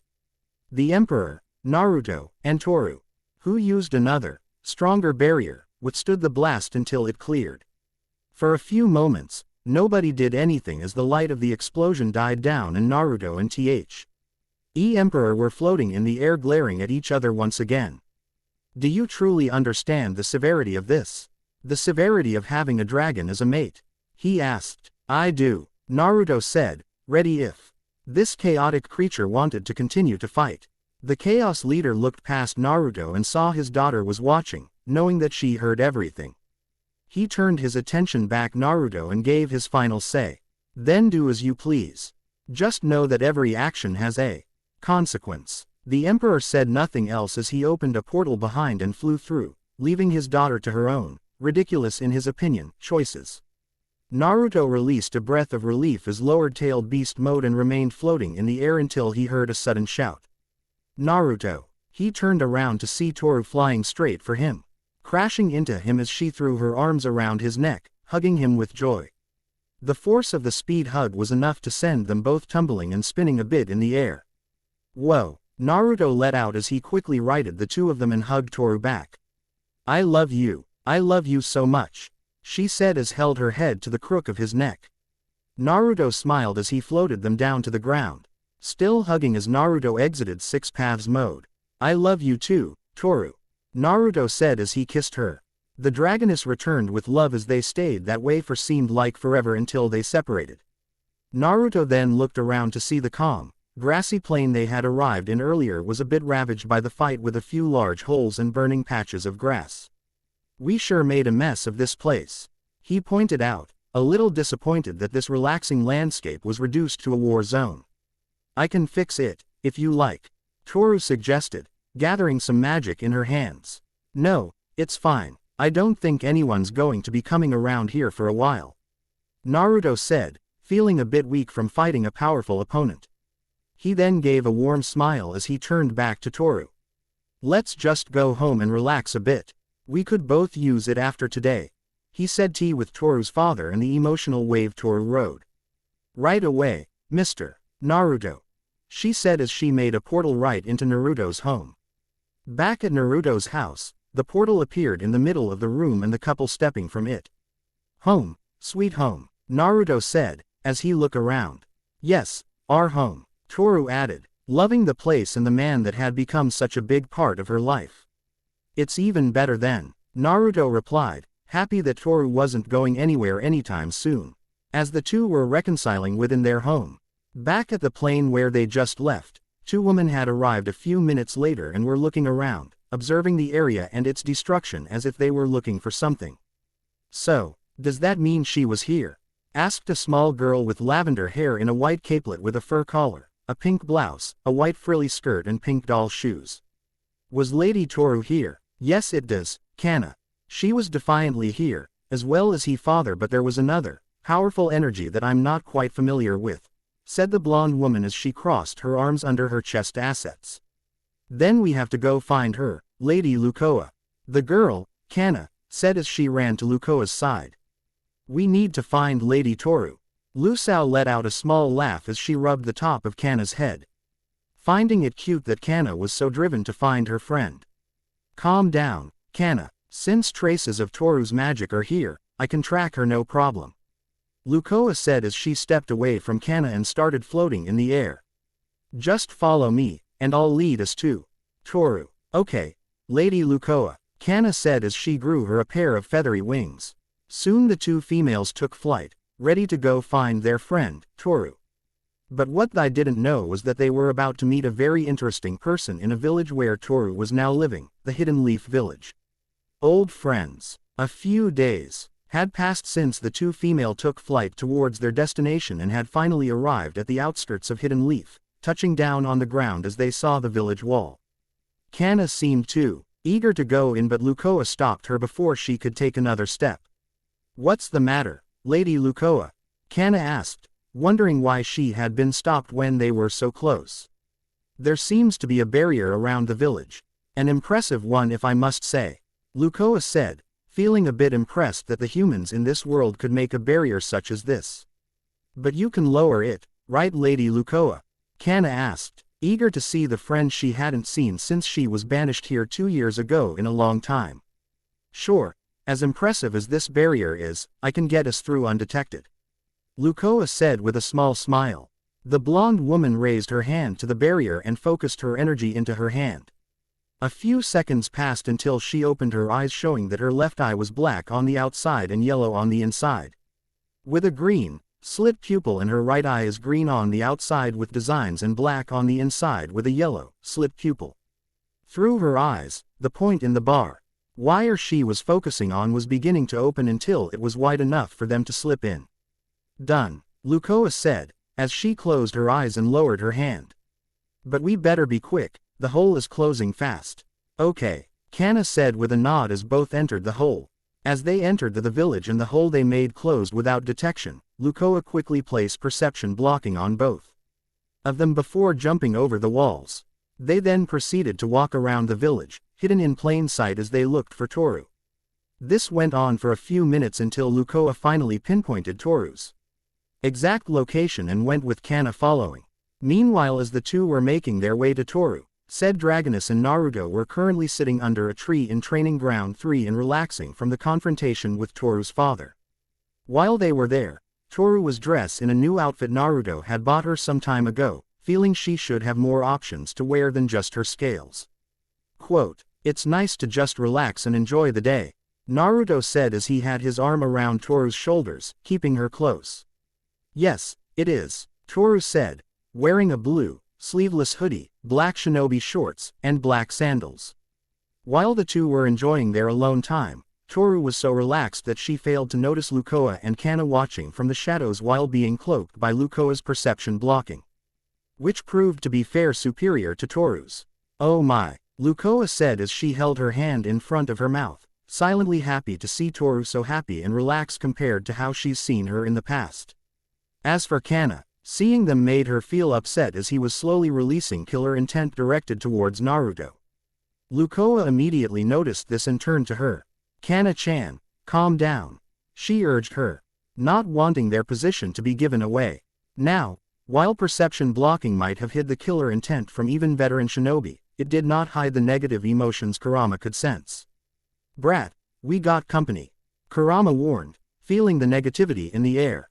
"What?" Naruto thought as he leaned up from against the tree and looked around, wondering who was watching them and where they were.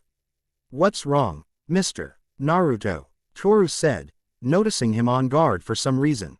Kurama says, there's someone near, he said looking around. Really? Toru asked as she looked around. But I don't wait. I feel it now. Someone or something is giving off a massive amount of killer intent. Meanwhile, back with Lukoa and Kana, they had noticed Toru and the human she was with become rigid and searched for them. They had obviously noticed the malicious intent Kana was giving off, so Lukoa decided it was time to show themselves. Looks like our cover is blown, Lukoa said as she turned to Kana, who was now angry and embarrassed, but this was silenced by a pet on the head. It's all right, Kana, we would have had to reveal ourselves eventually.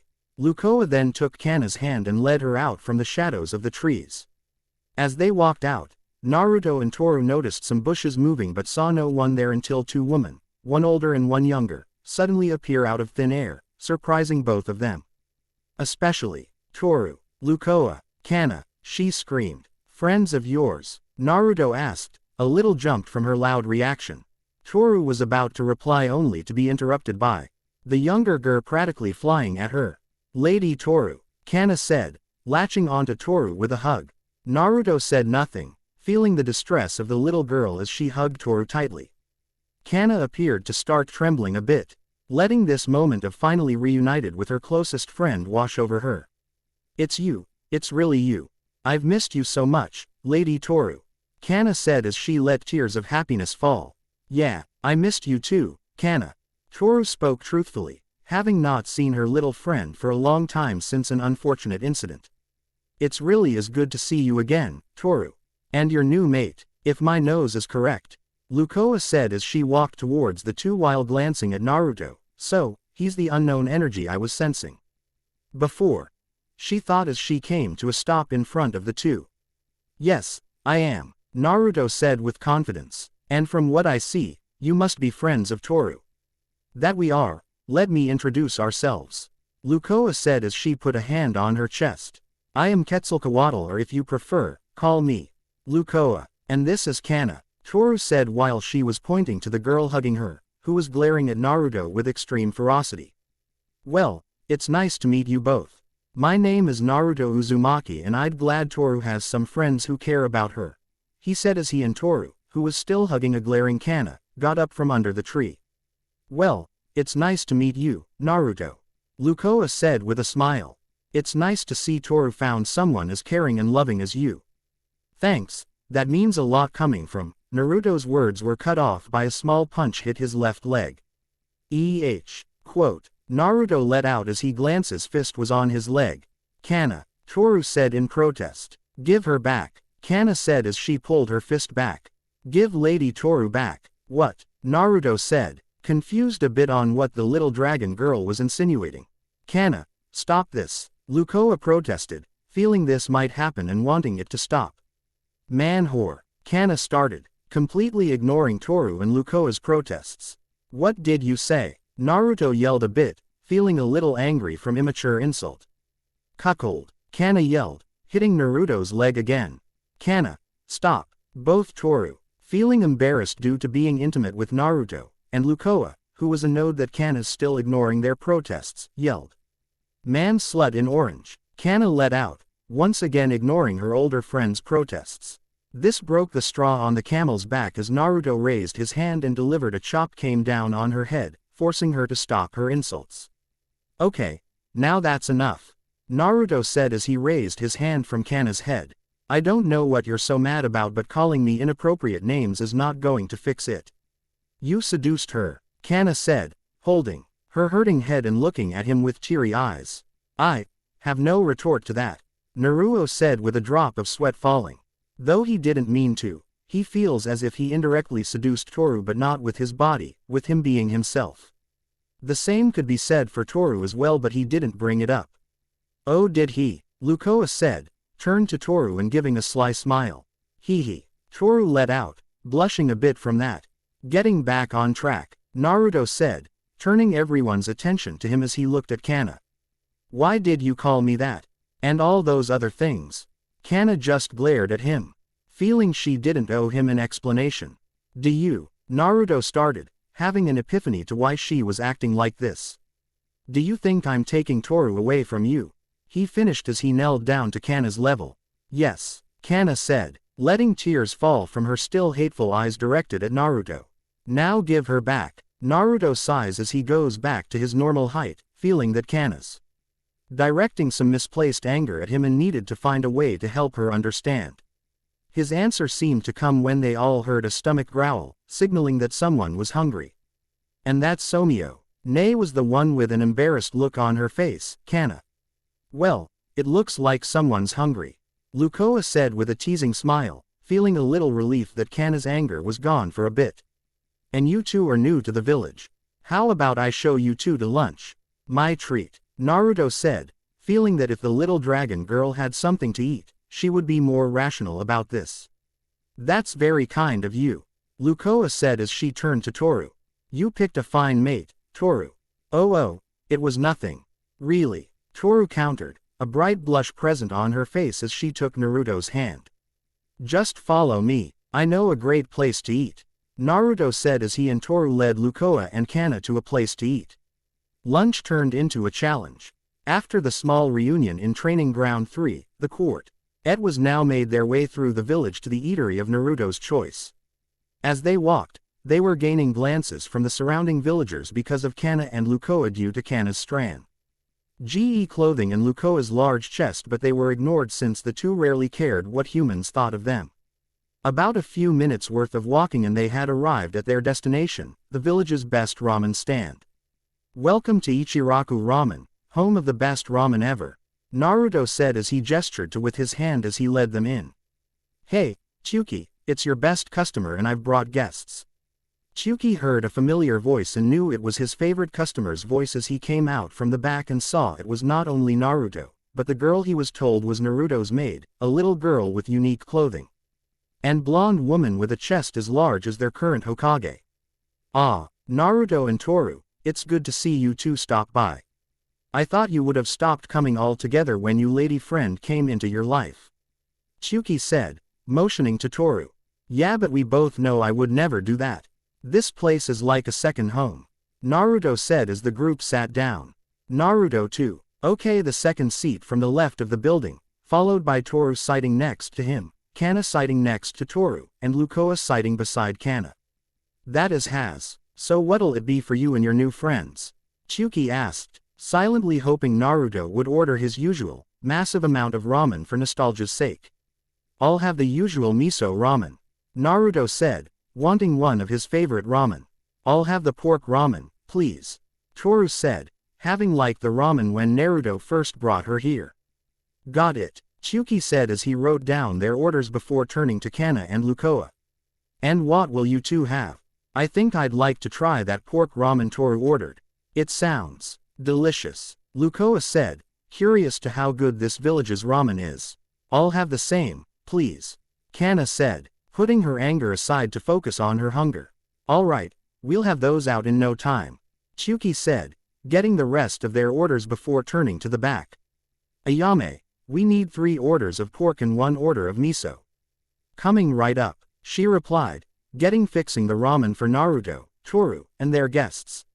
Chuki went and joined his daughter in the back and worked with impressive speed and efficiency to prepare 4 bowls of ramen and place them in front of Naruto, Toru, Kana, and Lukoa in a matter of minutes.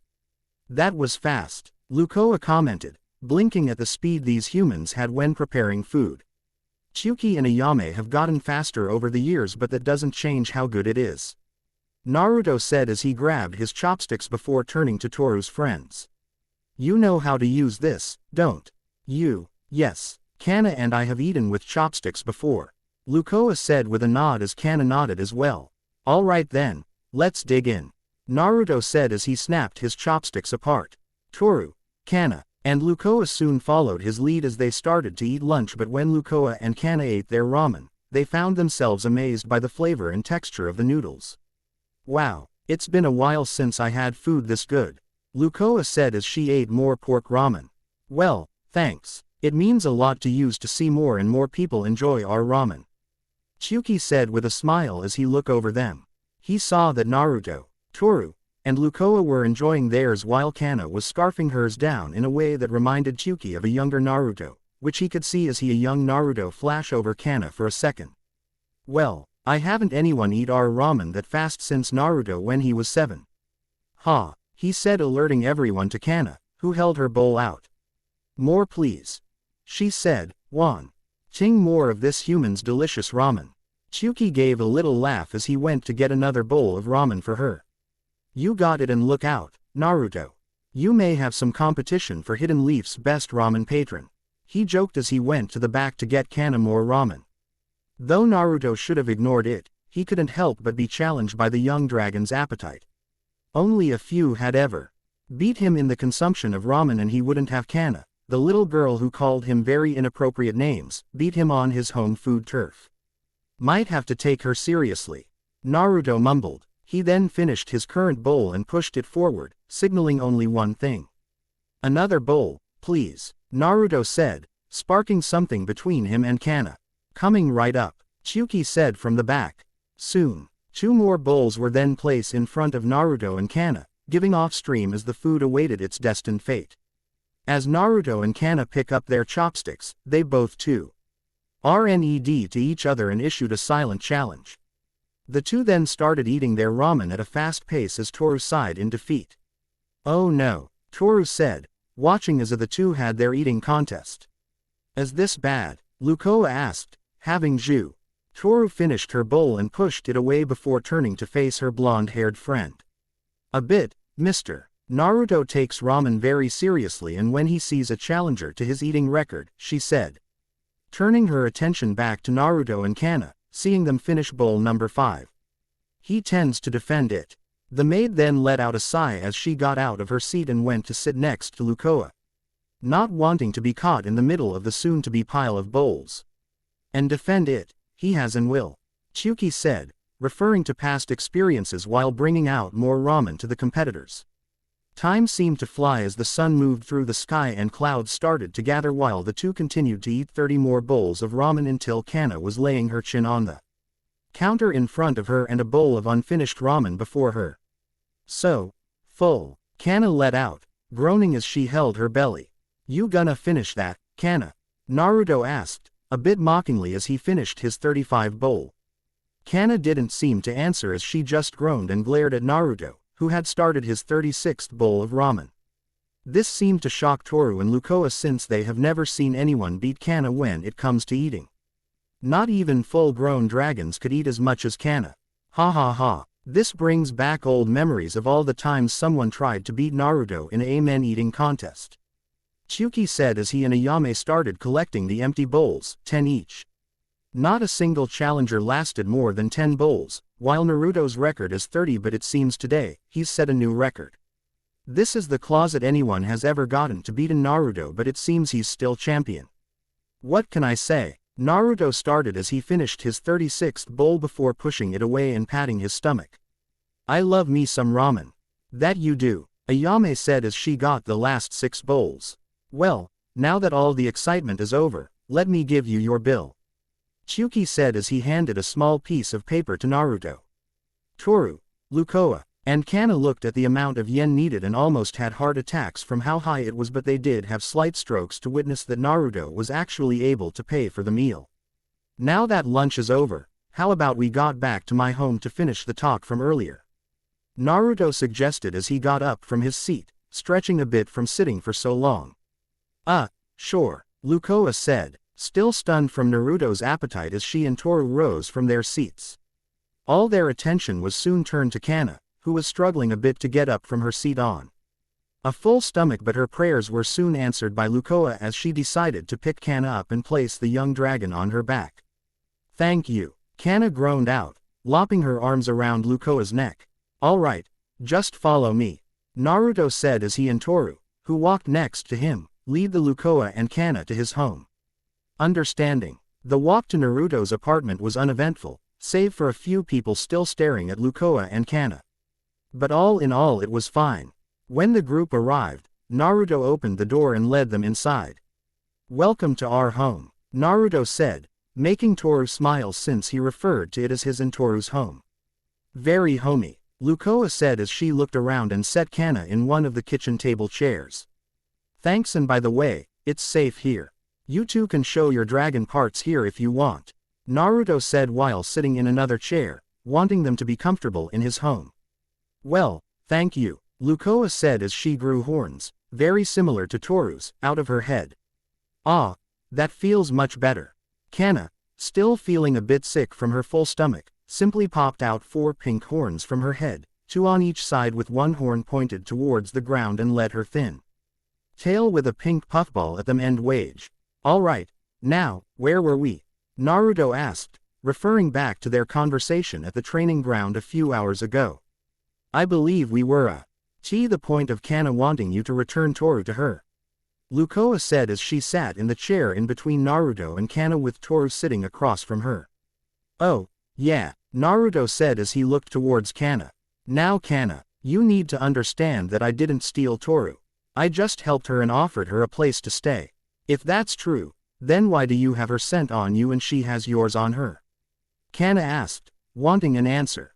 When this question was asked, Kurama took this chance to laugh his head out as Naruto was put into another awkward situation. Time to explain the hatchling, kid, Kurama said while howling in laughter.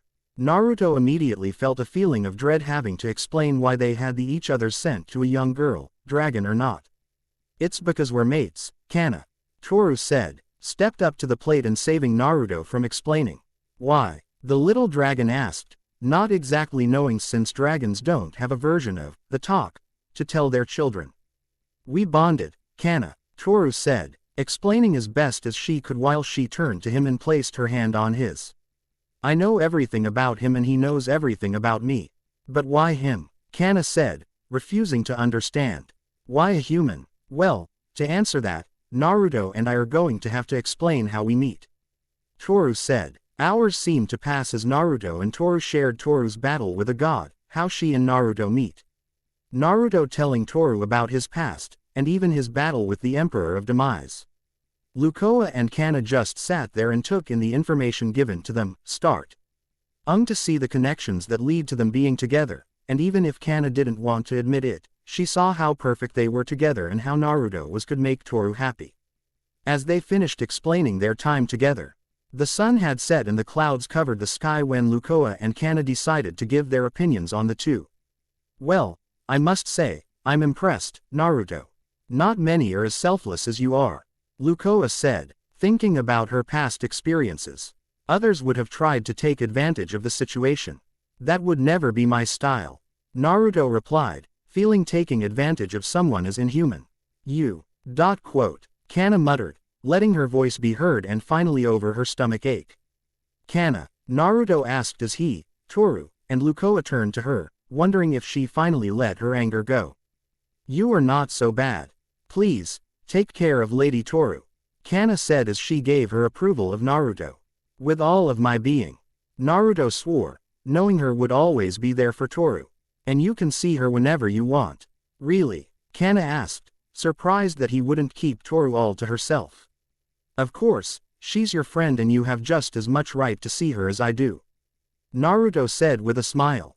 That brought a smile to everyone as the two were finally getting along, but it was soon interrupted by the sound of thunder outside and rain falling. Well, that seems unfortunate, and since it's raining, how about you two spend the night here? Naruto asked to the two dragon girls. Oh, it's fine, we wouldn't wanna be a bother, Lukoa said as she got up from her chair. Besides, dragons don't need to sleep. I know, but I wouldn't want you two to go out and soaked in the rain. Besides, what kind of mate for Toru would I be if I let her friends go out in weather like this? Naruto said, showing his kindness Lukoa and Kana. Lukoa and Kana were a bit shocked by how kind Naruto was to them after knowing them for only a day, offering them a place to stay drive. Why for the night after providing lunch for them as well. He truly was one of a kind. He really is, Toru said to Lukoa, reading her mind just from the look on her face. Oh my, Lucio replied, in shock. How did you know I was thinking that? Toru giggled as got up from her chair and went to get the spare futon for Lukoa and Kana. I'll never tell, she said with a teasing smile. After the futon was brought and set up for the guests, the Uzumaki residents fell silent as the storm continued to rage outside. Lukoa, who had just been laying on the floor and staring at the ceiling while listening to Line's storm, and Kana, who had given sleep a try and found it to be enjoyable, had been laying on the floor bed for some time now. Lukoa turned her gaze towards Toru's sleeping face and saw that it was calm. A calm she had never seen before, and it proved just how much she had loosened up being with this human. Toru, you really do look happy here, but I worry how you'll be when it's gone. Ucoa thought, as she knew humans only lasted so long compared to dragons. She continued to watch the two mates as thunder roared and lightning flashed, causing Toru to stir in her sleep a bit with an uncomfortable look on her face. It was almost instinctive as Naruto pulled Toru close and rubbed her back, forcing the discomfort to go away as a small smile appeared on her face. A smile then grew on Lukoa's face as watched how in tune they were. I guess she'll just have to enjoy her time with him as much as she can. Lukoa thought as she closed her eyes, attempting to try this human concept of slumber. Morning stories. The morning sun rose and shined brightly as the rain clouds dispersed and the raindrops stopped. As the sun rays came through his room window, Naruto felt them hit his face and cause him to stir as he opened his eyes. He turned to his gaze to a sleeping Toru on his chest, gaining a small smile as he got up and caused her to awaken. Good morning, Toru, Naruto greeted, rubbing her head. Morning, Mr. Naruto, Toru said as they both rose from bed. This draws the attention of Lukoa as she wakes up and turned towards the couple. Well, good morning, you two. Nice to see you up and happy. Although I can't say the same for Kana, Lukoa said as she rose and looked down to a still sleeping Kana. Looks like it, Naruto said, seeing the little dragon really enjoying her sleep. She's out like a log, Lukoa added, shaking her to try and wake her. Kana, wake up, said dragon girl squirmed a bit, but didn't show any signs of waking up anytime soon. Until Naruto came up with an idea. I think I know what to do, Naruto said, getting up and stretching his arms. Really? Toru asked, curious of Naruto's method. Naruto gave a smirk as he went to his fridge, full of food, and grabs an instant cup of ramen. He prepares the ramen, grabs some chopsticks, and brings it back to his room, opening the lid and fanning the steamy scent of it towards Kana. T's strange method proves to be quite effective as the little dragon's nose caught the scent and her eyes opened wide to look right up at Naruto. Good morning, Kana, he said as he handed the cup of ramen to her, happy that his plan on waking her worked perfectly. Kana said nothing and allowed her actions to speak for her as she took the ramen and ate it with gusto, showing Naruto, Toru, and Luke Oa that the little dragon had a new favorite food and a new addiction. Looks like someone's hooked, Naruto said with a chuckle, remembering when ramen enticed him in its delicious trap. Are you like when someone enjoys ramen as much as you, don't you? Toru teased, being able to read her mate almost like a book. What can I say? Ramen has to be shared, Naruto said while Kana nodded, agreeing with him. More, please, she said after finishing the cup of instant ramen. Naruto laughed a bit before replying, maybe for lunch, but how about we have some breakfast? Toru's an amazing cook, he said, causing his mate to blush. Oh, Mr. Naruto, Toru said, rubbing the back of her head in slight embarrassment from his praise. I'm just being honest, Naruto said with a smile. You are amazing. Toru just smiled brightly from the compliment, even if he's done it so much before. Lukoa and Kana just looked at how great they clicked together, feeling that they really are perfect for each other. As their friend changed her scales into her maid outfit and exited Naruto's room, Lukoa decided to ask a question that has been on her mind for some time. Naruto, can I ask you something? Lukoa said. Naruto turned his attention to her as Kana also paid attention. Sure, I don't see why not, he said. Has Toru ever tried to feed you her tail meat? Lukoa asked, a little worried and curious of the answer. Oh, yes, actually. You see, when she first tried to get me to eat it, I was against it, Naruto said as he started recalling eating Toru's tail meat. Eventually, after 2 weeks, I decided to humor her and eat her tail. Kana and Lukoa went wide-eyed, surprised that he actually ate it and is alive. Naruto saw this and chuckled a bit, find their reactions humorous.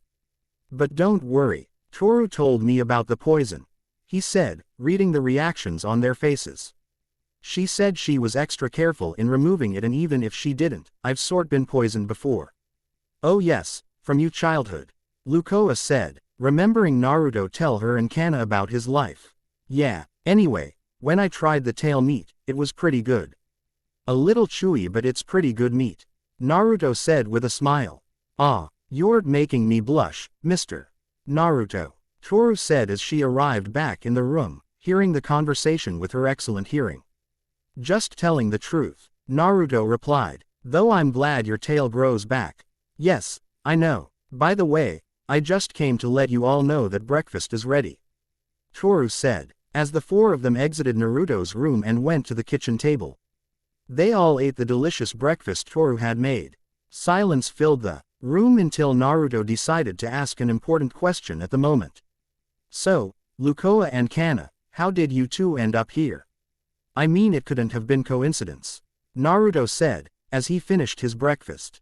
And what kind of dragons are you two? Well, to answer your second question first, Kana is a dragon fro. The chaos faction like Toru, while I am from the neutral faction, Lukoa said, giving Naruto the answers he wants. Though, technically, I'm not a normal dragon. Really? Naruto said. Yes, you see, I am a dragon goddess, Lukoa said, shocking Naruto that he had a goddess in his house. Well, ex-goddess, if I'm being honest. GGG goddess, Naruto said, finally finding the words until calmed down and remembered something. Wait, ex-goddess, how are you an ex-goddess? Toru then decides to step in and explain the X part. Oh, well, you see, Lukoa got drunk off some curse alcohol and she ended up doing, she said until Lukoa appeared behind her and covered her mouth. That's not important right now, the ex-goddess said, nervous and uncomfortable about her past. Anyway, the reason I'm here is because I wanted to help Kana find Toru since I've been here several times in the past. You have? Naruto asked, curious to her past experiences. Yes, I have, and the last time I was here, I met a funny man with white hair, though he was pretty young to have white hair, Lukoa said, taking her hand away from Toru's mouth and returning to her seat. White hair? Toru asked, feeling like she know who her friend is talking about. Yes, Lukoa replied, remembering her meeting with him. He was an writer, but what was his name again? Lukoa rubbed her chin as she tried to remember, but Naruto had a feeling who it was. I remember, Lukoa exclaimed, pointing her finger in the air. His name was Jiraiya. Naruto, who kinda hoped it wasn't who he thought it was, heard this and choked on the orange juice he was drinking. He coughed a bit from the slight shock and came to terms with just finding out his sensei might have wrote pervy material on his mate's friend. Is something wrong? Lukoa asked, curious to Naruto's reaction. And no, it's just that guy you mentioned is an old friend, Naruto said as he patted his chest. What a coincidence, Lukoa chirped, surprised that Naruto knows Jiraiya. Is he around? I'd like to see what he has wrote in the meantime. The mood dropped suddenly as Lukoa said this. Toru knew that this was a bit of a sensitive subject for her mate, but she saw that he powered through it. He died some time ago, on a mission, Naruto said, looking a bit sad before giving a sad smile. I bet he's getting chased by women in the end. Even if he was a pervert and his research way were inhuman, Naruto treasured his time with his sensei and will always miss him and his ways. Oh, I see, Lukoa said, a bit down knowing that the funny man she met is dead. But, what of his books? Are they still around? Oh, yeah, but you might not like them. They may reflect women in a bad light, Naruto answered, sweat dropping from his head a bit as he thought of them. Well, are they like this one? Lukoa asked as she pulled a book out of her sizable cleavage. The book she pulled out was a light blue color and had a drawing of Lukoa, posing in a black, Eveless dress that stopped above her knees and wearing high heels. The title of the book was, Ika Ika Paradise, the Goddess Among Women. This shocked Naruto as he dropped his empty glass of juice, hattering it at the sight of Lukoa holding the very first book that Jiraiya wrote. Mr. Naruto, Toru asked, worried on how he reacted. You have the first Ika Ika paradise he wrote? He asked, N.O.T. believing a woman would actually have one of those books. Yes, he allowed me to have one as a thanks for helping him find a better type of genre to write about. Lukoa said, smiling the whole time. And I gotta say, it's pretty interesting. Naruto became even more shocked as this news hit him like a ton of bricks. Lukoa was the inspiration that started his deceased sensei's line of disgusting books. Silence filled the room as Naruto hoped nothing could make this any more awkward. What is it about? Kana asked. The book Lukoa held in the air. This made Naruto silently curse as he assumed the little dragon knew nothing about mature content. A new home and a new family. Naruto began to silently panic a little as he didn't know how to tell Kana about such a sensitive topic. As he started to sweat a bit, it seemed that luck had been on his side as Lukoa came to his rescue. I'll tell you when you're older, Kana. Lukoa said, unknowingly saving Naruto from the issue. Naruto let out a sigh of relief as Kana turned to the busty ex-goddess, wiping his forehead a bit. That was close, he said as a new thought came to mind and mumbled, if Kakashi Sensei has the first edition and meets her, he'll scream so loud that the entire village'll hear him. You mean the scarecrow? Toru asked, hearing Naruto's mumble as she got a boom and dustpan for the broken glass. Yeah, and sorry for the glass. I was bit shocked to hear Lukoa's passed here. Naruto replied, it's all right, I can fix it later. Toru said as she swept up the pieces and took it to the kitchen area. Scarecrow? Kana asked, hearing a bit of Toru. My sensei, Naruto said, drawing her attention to him. He's the one who trained me and he happened to be a big fan of those books. Kana nods and gives a simple, okay. Though the young dragon still had questions, she felt it was best to keep them to herself for now. There was a small silence in the room until Naruto remembered his previous question. So, what's your story, Kana? Naruto started, wanting to get off the topic of pervy books. Lukoa said she wanted to help you find Toru but she didn't mention anything about you before that. I missed her, Kana said, wanting to avoid the question a bit. And I decided to keep an eye on her since she was banished. Lukoa added, bringing up a new subject. Banished? Naruto asked. Kana was banished. Yeah, she was, Toru said, having repaired the broken glass and joined the talk. You see, Mr. Naruto. And so, as that word was spoken and the story began, Kana started to shake.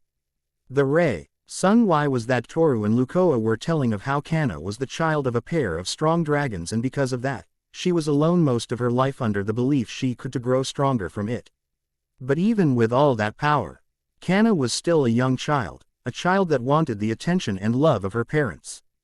Due to never receiving it, she came to the conclusion that if she acted up and pulled pranks, they would at least give her some attention even if it would be scolding.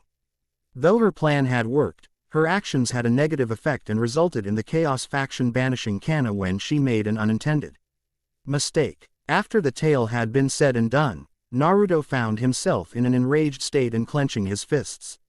It seemed that he and Kana had shared some traits wanting simple adhesion, but the thought of banishing a child made his blood boil.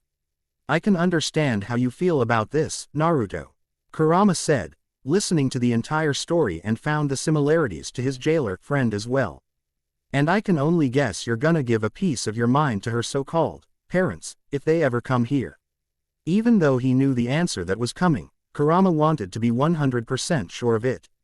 Yes, Naruto mentally replied, shaking in anger a bit. Naruto then turned his attention to the little dragon and saw that she was trembling as tears slid down her cheeks.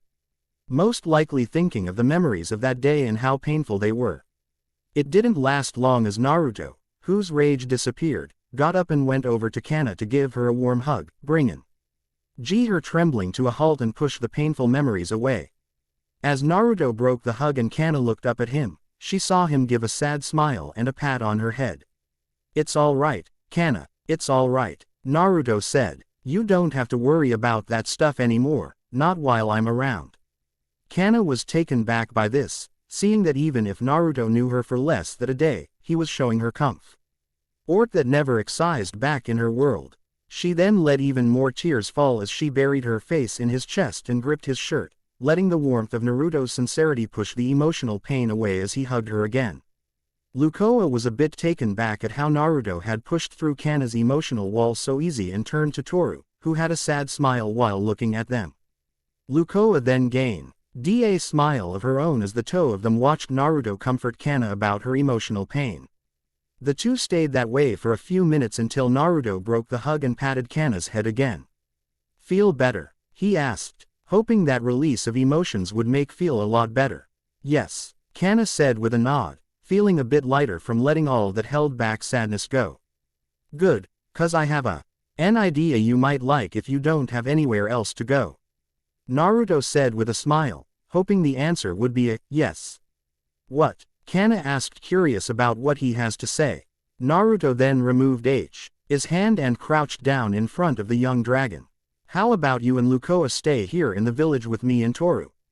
Naruto said with hope, wanting to give the young dragon a new home and a new, more loving family.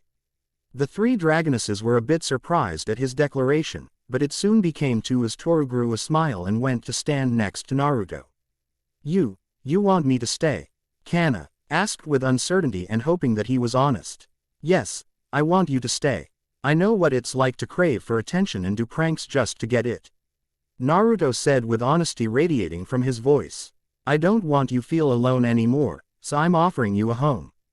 "What do you say?" Kana was shocked once. No one but Toru and Lukoa had been kind to her without some sort of ulterior motive. Yet she could feel and see the honesty in Naruto. "Why yes, please," Kana said as she bit back a joy-filled sob. "I wanna stay." Naruto turns his head towards Lukoa, who watched with wide eyes and gave a smile to Naruto's kind gesture. "Well, Lukoa, the offer extends to you too," he said. "Yes, Naruto," she answered with a nod. "I'd be honored to stay." "Well, that settles everything," Toru said, happy that her friends were staying in this dimension with them. "Though, we might need to move to a new place. One with a bit more space." Naruto rose from his crouching and looked around his home, agreeing with Toru. "Yeah, I'll have to talk with Granny about it tomorrow. Actually, I don't think that'll be necessary," Lukoa spoke up, holding it in her magic. "With my powers, I can help expand this place without drawing attention to anyone on the outside. Just tell what you want." Naruto was a bit surprised by this but shook it off as he remembered her being an ex-goddess. "Well, if it's not a bother, could you add another floor with a bathroom, please?" Naruto asked, pointing to his ceiling before he then pointed to the hall that led to his room. "And maybe expand my bathroom a bit." "Easy as pie," Lukoa said as she pointed to his ceiling and shot a beam of magic, performed the changes to Naruto's apartment. Over the course of a few hours, Lukoa worked her Aerial magic and expanded the inside of Naruto's apartment to making it like the inside of a two-story house without changing the outside. After her work was done, everyone was standing in the hallway the new second floor and looked around at the impressive work. "Nice job, Lukoa," Naruto complimented, looking around. "You did a great job." "You really did," Toru added. "You're welcome, guys," she replied, happy that her work was appreciated. "All right. Now, all I need to do is memorize the new layout," Naruto said as he put up a hand sign. "Shadow Clone Jutsu." In a few puffs of smoke, 3x act copies of Naruto stood next to the real one. This performance surprised Kana and Lukoa, both unknowing of the abilities of ninja. "Wow, what you do," Kana said, looking up at the clones. It's a technique Naruto used with an energy called chakra. "Kana," Toru said as she explained to the young dragon. "In this world, instead of magic like in the humans here have chakra and it allows them to do a lot of different things." Quote, Kana then moved towards one of the clones and stands in front of it, poking it at it with her small hand. "Ooh," Kana said in awe, amazed by the solid clone. "It seems really practical," Lukoa said before turning and winking to Toru. "Especially in some other ways, right Toru?" This teasing comment caused Toru to blush as she recalled the first tea. She and Naruto made it, and the moment he suggested using that jutsu, burning a wonderful unforgettable memory into her mind. The mere thought alone caused Toru to go into heat once as she started to breath heavily. "Okay, that's enough, Kana, we still have a job to do," a Naruto clone said as he pushed Kana's hand away. The three clones then started moving through the new second floor and memorized every corner of it before dispelling themselves, sending the information back to Naruto. "Alright, I got it all," Naruto said as he turned to Kana, Lukoa, and Toru, who was blushing up a storm. "The new upstairs has 4 furnished bedrooms, 2 bathrooms, and a training room." "Nice touch, Lukoa." "Thank you, Naruto," Lukoa replied while feeling the waves of lust coming off Toru. "Now, since it's getting quite late, why don't Kana and I go pick our rooms while you and Toru head downstairs to your room?" Before Naruto could ask how she knew it was night without any windows in the hall, Lukoa grabbed Kana's hand and led her down the hall to the new rooms. As he watched them leave, he turned his attention to Toru, who was still breathing heavily with a face of intense red. This caused Naruto to ask a question he knew the answer to. Lukoa teased how the clones are used. Naruto asked, to which Toru nodded. Kurama rolled his eyes a bit and sighed, "You know what to do, kid." "I know, but I don't have a problem with this," Naruto thought as he grew a sly smile and said, "Well, then, shall we?" Before she could reply, Naruto picked Toru up and moved to the end of the hall, where a staircase appeared and led to the middle of the apartment's main room. Meanwhile, with Lukoa and Kana, who were searching for a room to sleep in. "Lady Lukoa, why did you bring me here?" Kana asked, wondering why she led her away from Naruto and Toru. "Because I wanted to help you pick a room before I picked mine," Lukoa answered before adding, "and to give Toru and Naruto some time to do private things together." "Private things?" Kana asked, curiosity piqued once again. "I'll let you know when you're older, Kana," Lukoa said as she patted her head. And so, as the ex-goddess and Little Dragon were searching for rooms and the two mates were once again enjoying themselves in their tender act of love, we view back to the office of the Hokage, with said woman hard at work with on her desk until an Anbu suddenly appeared in her office. "Lady Hokage, I have news to report," said the Anbu, kneeling in front of the desk. "Proceed," Tsunade said, looking away from the papers. After extensive observation, it seems there was a brief breach in the barrier surrounding the village. The Anbu said, shocking Tsunade. "What? When did this happen?" Tsunade shouted, standing up from her chair. "Yesterday, I'm afraid. It was so small and so brief, we couldn't have detected it until now," the Anbu said. "Well, do you at least know the cause?" Tsunade asked, wanting answers to who broke into her village. "No, but we may have a theory," the Anbu said, pulling out a picture. "A few hours after the breach and before we detected it, these two appeared in the village out of nowhere. And you maybe be surprised who they are with." The Anbu handed Tsunade the picture and what she saw on it surprised her to no end. The picture was of Naruto and Toru walking to Ichiraku Ramen with Lukoa and Kana with them. Talking to Toru, Naruto and Toru, Tsunade thought as she surmised they were here because of Naruto's new maid, crushing the picture in her hand. "I knew there was something up with that girl. Do you want us to bring them you?" the Anbu asked, awaiting his Hokage's orders. "No, we need to be patient about this and find out why they're here," Tsunade said, dropping the crumbled up picture. "We'll wait a few days and call Naruto in for some answers. If they have anything planned, I want it stopped before it can happen." "As you wish, Lady Tsunade," the Anbu said before vanishing. Leaving Tsunade to her lonesome. Tsunade then sat back in her chair and placed her arms under her ample bosom, pondering on what these intruders are planning. "Is she planning something against you, Naruto?" Tsunade pondered to herself. "Does she want the 9 tails? Is she faking having feeling for you to get you to lower your guard?" Questions raged inside of the 5th Hokage's head as the night went on and wondered if Naruto was in danger or not. The secret is out. Naruto rose from his bed with a yawn as he gazed out of his winder and recalled the past few days. Things had become livelier at his home due to the moving in of Toru's friends, Lukoa and Kana, and the magical expansion of his home. These memories brought a smile to his face as he got out of bed and went to his bathroom, which was also expanded to look as if it was meant for a king. He made a mental note to thank Lukoa for her magical touch later as he washed up and donned his clothes. Naruto entered the main area, which was the same but he didn't mind. and saw that Toru was preparing breakfast while Lukoa and Kana were sitting at the kitchen table. "Good morning, everyone," Naruto said as he greeted them, sitting at the table. "Good morning, Mr. Naruto," Toru said was putting the finishing touches on breakfast, making it with delicate care for her mate and friends at the table. "Good morning, Naruto," Lukoa said, smiling as she always did. "Morning, Naruto," Kana said with a mumble due to her full mouth, having some cup ramen before she could eat Toru's breakfast. "Blessed be the ramen," Naruto said, smiling at Kana's great love of ramen. "Blessed," Kana replied as she finished her noodles. Naruto had a small laugh before Toru, who finished making breakfast, brought a new topic to everyone's attention. "So, what does everyone have planned for today?" Toru asked as she carried breakfast to the table on a tray. "Well, I've got an escort mission outside the village, so I'm gonna be gone for a few days," Naruto said as Toru placed his breakfast in front of him. "I'm working on opening a Magicalage shopping district," Lukoa said as Toru placed some food in front of her.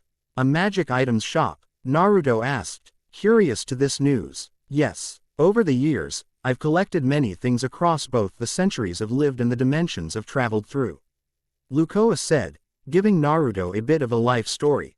"It's a lot of junk," Kana added, not really caring and wanting to focus on the breakfast Toru made. "Nothing dangerous, I hope?" Naruto asked, a bit worried if she collected any dangerous things. "Oh, don't worry, I'll just sell non-dangerous items, like magical dream catchers, invisibility potions, and personality-enhancing recipes," Lukoa said, listing off like it was no big deal. "Okay," Naruto said, a bit nervous that she was so casual about this. He then turned to Kana and asked, "What are you gonna do today, Kana?" "I'm gonna explore the village some more," Kana said, as Toru gave her some breakfast. Since the Hidden Leaf Village was going to be her new home for a while, Kana decided to look around the village and familiarize herself with it, but this was a problem as well. Since she unlawfully went into the Forest of Death 2 days ago and came back covered in little blood. Luckily, none of it was hers, but it still raised questions. To what exactly happened to her while she was in there? "Again to the Forest of Death, Kana?" Naruto asked her, feeling that she was going to head back there once again. "Yes, Naruto. There's lots of animals not only to play with but to snack on," Kana replied as if not a big deal. Naruto couldn't help but groan at Kana's eating habit outside of the meals Toru makes and the ramen she enjoys. Eating animals and insects like they were no different was strange, crazy, and unorthodox, but this was just to him. She was most likely acting as if she was back home, and he decided to let it be until it grew to a certain extent. He then decided to enjoy his breakfast and get ready for his mission. After a delicious meal, Naruto was put in a state of satisfaction and full of energy for his mission. "As always, it was delicious, Toru," Naruto said, patting his belly in satisfaction. "Ah, thank you, Mr. Naruto," Toru replied, with a smile. "It was good, Toru," Lukoa added, enjoying eating Toru's cooking. "Thank you, Lukoa," she said, taking everyone's plates.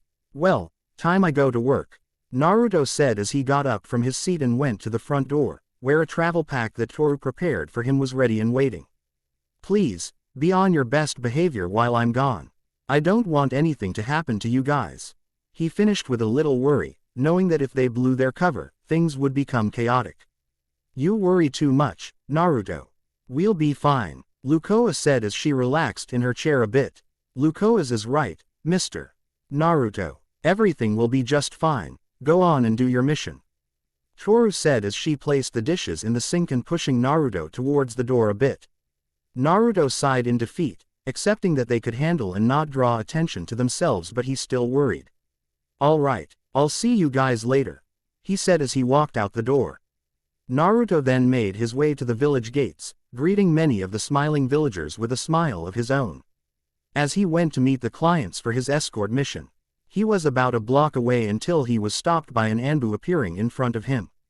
"Is something the matter, Neko?" Naruto said, curious to why. An Anbu appeared before him while he was on his way to his mission. "The Lady Hokage wishes for your presence, Uzumaki," she replied as she met his eyes. "She has questions about your companion."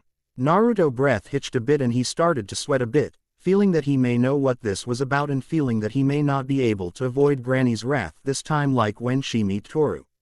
And this time, there was no way out of it, but that didn't mean he couldn't try. Could it wait until later? I have a escort mission to do and the clients are waiting at the village gate, he said, nging up his mission and trying to get out of this meeting. Lady Tsunade was aware of that and has sent replacements to greet the clients. This matter is of great importance and cannot wait, Neko Yugao said, shooting down Naruto's chance to try and escape this confrontation. Now please, we mustn't keep the Hokage waiting. Lead the way then, Naruto said, accepting his fate and following the Anbu. Better prepare, Naruto, Kurama said, giving some say in this. You never know if this'll go south or not. I know, buddy, Naruto thought as he followed the Anbu back to the Hokage mansion via rooftops. After a quick roof-hopping trip, Naruto and the Neko Yugao arrived at the Hokage's office, with said lady herself doing some paperwork. I have brought Naruto Uzumaki as you wished, Lady Hokage. The Anbu said. Thank you, Neko, Tsunade said, putting the paperwork on her desk aside for this meeting. You are dismissed. Yes, Lady Hokage, Neko Yugao said as she vanished from the room.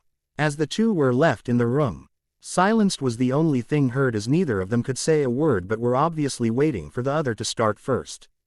Naruto Uzumaki, Suon said, making Naruto stiffen a bit.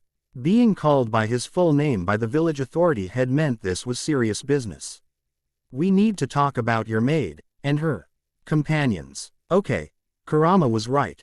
Naruto thought as things went south extremely fast but he still tried to play stupid. Really? Who? Naruto said, trying to act like he was clueless. Toru's told me she's made a lot of friends in the shopping district.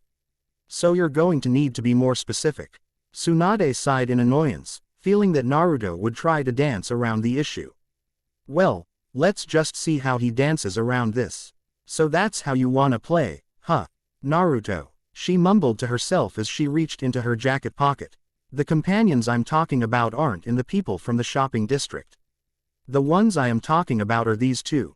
Tsunade then placed something on her desk and slid it to Naruto, who looked down at it and saw it was two pictures, but what he saw was what he feared yet knew it was inevitable. The pictures were of Kana, looking around the village, and Lukoa, exploring a shop with little trinkets. What would be the matter then if I did know these two, Granny? Naruto asked in an even tone. The matter, Uzumaki, Tsunade said, hating having to speak so formal with her pseudo-grandson but knew desperate times called for it, is that they breached the barrier around the village. Naruto said nothing, but it explained how no one had said anything until now.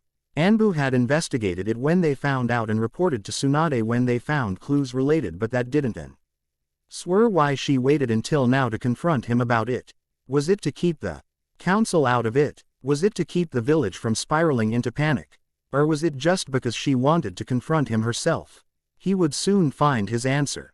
Now, I'm going to tell you something and I want an honest answer, Naruto. Tsunade said as she locked her eyes with Naruto's, getting his full attention. I want you to tell me everything about those three. And that is an order. Naruto started to break into a cold sweat at this order, worried not only what might become of his maid and her friends but what Tsunade might do to him for keeping something like this hidden in his home.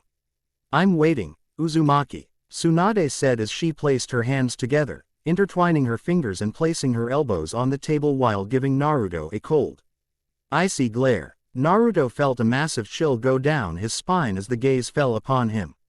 He then let out a sigh of defeat and decided to tell the truth and hope, since she's his pseudo-grandmother. For the best. Okay, Granny, you win, Naruto said as he started his tale. You remember when I told you how I meet Toru? Well, what I told you was only about half of the truth. And so, from that point, Naruto told Tsunade the whole truth about everything he had met Toru those few months ago but didn't go too far into the details of how they became mates.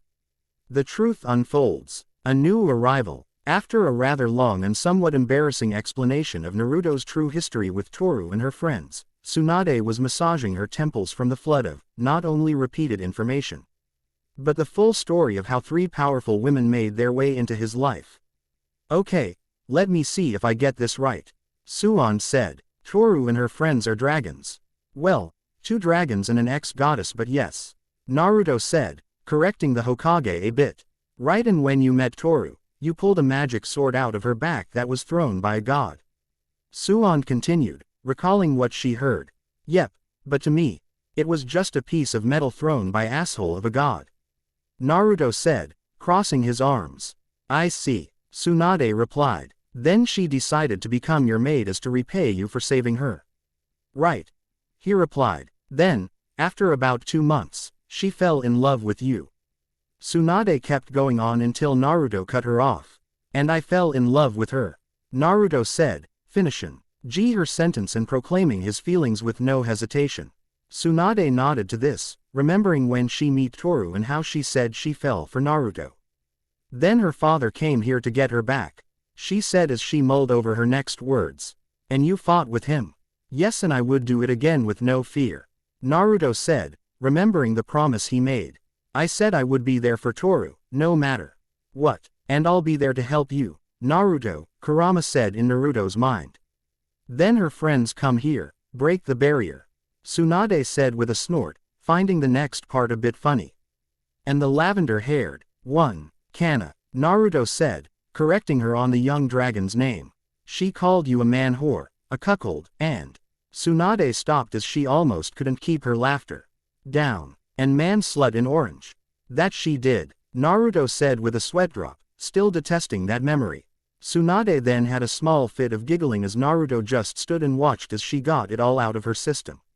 And after a few minutes, she finally regained her composure and came back to the topic at hand. And then you offered them your home to live in. Suon finished, wiping the tears from her eyes. Yeah, that's the whole story, Naruto said, looking at Tsunade. The 5th Hokage then let out a sigh as she was once again wrapping her head around the crazy story he just told. Only you, Naruto, she said with her eyes closed. Yeah, Naruto said with a sigh. So, what happens now? Do I get in trouble for technical treason, or are you going to teach me a lesson yourself? He finished with a bit of dread in his voice, knowing that a lesson from her would put him in a world of pain. No, you're not in trouble. Even if you kept this a dangerous secret from me, you've managed to keep them under control and help them blend in. Tsunade said, sending a wave of relief through Naruto's mind. A fine job if I do say so myself, but I have one request. Naruto grew curious, wondering why she would request something after hearing something so mind-boggling since the 4th war. What is it? He asked. Tsunade grew a sly smile, wondering just how Naruto would react to this request of hers. I would like to meet them, she said. This shocked Naruto so much that he couldn't move a muscle or even make a sound as Tsunade simply watched in amusement, the sly smile on her face growing bigger as the office door opened to reveal Shizune with Taunton in her arms walking in. Lady Tsunade, have you? She stopped mid-sentence when she saw a frozen Naruto in the middle of the room. What's Naruto doing here? Tsunade turned to her appearance with the sly smile still on her face, signaling that something must have happened when she wasn't in the office. Well, Shizune, it seems like Naruto has had a bad reaction to something I said, she said, the sly look never leaving her face. Shizune and Taunton were both confused and worried about that, wondering what she meant, but before she could ask, Naruto shook out from his shock and looked towards Tsunade with a bit of nervousness. So, you want to meet them? He said, wanting to be clear on the subject. That's right, and since I've met Toru, all I need to do is meet Lukoa and Kana, Tsunade said before she turned to Shizune. Shizune, would you like to join me in meeting Toru's friends? Oh, sure. After what you told me before, I would love to meet this Toru person, Shizune said with Taunton nodding. This caught Naruto by surprise because he didn't know Shizune had come in due to his frozen state mere moments ago. When did Shizune get here? He thought, in shock. Don't remind me, Naruto said, trying not to think about it. So, when do we leave, Lady Tsunade? Shizune asked, bring Naruto back to his senses. Well, why not right now? Naruto doesn't have anything to do since I gave your mission to another Tsunade suggested as she got up. But don't worry, I'll still pay him for it. Well, that makes things easy, Naruto said, joining the conversation and turning to the door. Let's go, Shizune. Granny. Leaving the Hokage's office, the trio made their way through the village and towards the whiskered blonde's home, where Naruto unlocked and opened the front door. Toru, I'm home, he called out. And I brought company. Toru, who was in her and Naruto's room vacuuming, heard her maid and stopped her chore. She quickly pulled in her horns and tail before going to see him. Mr. Naruto, I thought you were going on a mission, Toru said as she went to the front room where Naruto was. Did something happen that? Toru's voice was soon cut off as she came and saw Naruto standing with Tsunade and Shizune with Taunton in her arms, who Toru had never met. Well, something did come up and now, we have a lot to talk about with Granny, Toru, Naruto said while rubbing the back of his head with his artificial right hand. Yes we do, Suon said as she walked to take a seat at the table with Shizune following. But, what exactly do you need to talk about with Naruto, Lady Tsunade? The apprentice asked as they both sat down. We need to talk about you being a dragon and bringing 2 other dragons into my village, Tsunade said as she crossed her arms. Dragon, Shizune said in shock as Taunton flinched in her arms. What are you talking about? Toru was also shocked a bit but before she could counter, Naruto held her left shoulder and said, she knows, Toru, and we might as well call Kana and Lukoa home to make this a lot easier for all of us, he said, wanting the entire family to be here to make explaining things so much easier. All right, Mr. Naruto, Toru with a sigh of defeat as she went to the wired telephone in Naruto's kitchen. She placed her hand over the phone and a magic circle appeared over it, surprising both Tsunade and Shizune as Toru used it to call Kana and Lukoa at the same time. Lukoa, Kana, I need you guys to come home, right away, she said while holding the phone to the right side of her face. Not that I don't mind but what's the occasion, Toru? Lukoa replied quietly as she was standing in a corner of a clothing store, looking at any clothes she could mimic if she want to dress in something new. It's just something that requires all of us. So, please get home as fast as you can, Toru said as she let her horns and tail out, surprising Tsunade and more Shizune. Okay, Lady Toru, Kana said as she was jumping off of a giant snake, which was dead after it decided to play with Kana. After about a few minutes of waiting and Tsunade explaining a bit of what Naruto told her to Shizune, the door to Naruto home opened and in came the 2 who Toru talked to over the phone. You called, Lady Toru? Kana asked before she turned and saw Tsunade, Shizune, and Taunton sitting at the table. Now normally she would be curious to who they were but what really drew Kana's attention was Tsunade's chest size and how it was almost as big or even bigger than Lukoa's chest, causing her to back and forth for about a solid minute until Lukoa spoke up and let the floodgates spill on something new. I'm bigger, she proclaimed with her small yet somehow smug smile. Oh, Tsunade let out in surprise. And what do you mean by that? I mean my chest is bigger than yours, Lukoa said as she answered Tsunade's question. Oh, really? Tsunade said with a raised eyebrow. Lukoa gave a challenging smirk and put a hand in her chest. Yes, really, she said. The 2 big-breasted women then silently glared at each other as Kana turned her attention to the small pig in Shizune's arms, the corner of her mouth watering a little as she imagined eating the small pig, who saw the way Kana was looking at her and turned into Shizune's chest to avoid looking at Kana's hungry face. Though this was not the turn of events Naruto expected, it sort of brought a bit of a smile to his face at the situation before him was very funny. His attention was soon turned towards the sound of whining as he saw Toru stare at her own chest, reminding Naruto of when she first met Tsunade. Knowing what to say and acting fast, Naruto used his right arm to bring Toru closer and nuzzle his head against hers. You're perfect just the way you are, Naruto whispered into her ear. This brought Toru out of her jealousy and into a state of love as she snuggled closer to him, loving this moment as she growled in enjoyment. Hearing the pleased growls from Toru made all females to stop their contest and look at her, feeling happy for the couple as they had their moment but unfortunately, all things must come to an end. Now that everyone is here, Suon said, feeling a bit guilty of breaking her grandson's moment with his mate. I want answers. And I still need to be brought up to speed, Shizune said, still a bit behind on the news of Naruto bringing dragons into his home. Okay, Naruto said as he sat at the table with Toru, Kana, and Lukoa behind him. So, what do you want to know? It was then the evening was spent with Naruto, Toru, Kana, and Lukoa answering any and all of Tsunade and Shizune's questions and hopefully getting on their good side, but unknown to all of them, more trouble from Toru's home dimension was coming to shake things up in the form of a portal opening on top of the Hokage monument. A female figure Hen walked out of the portal and gazed upon the village as the wind blew against her. So this is where she ran off to, the female said as she gripped a weapon in her hand, a long, brown trident. Now, to find her and bring her back. The woman then closed her eyes and focused on sensing any and all magic power around the village until she opened her eyes and gazed upon a certain apartment building.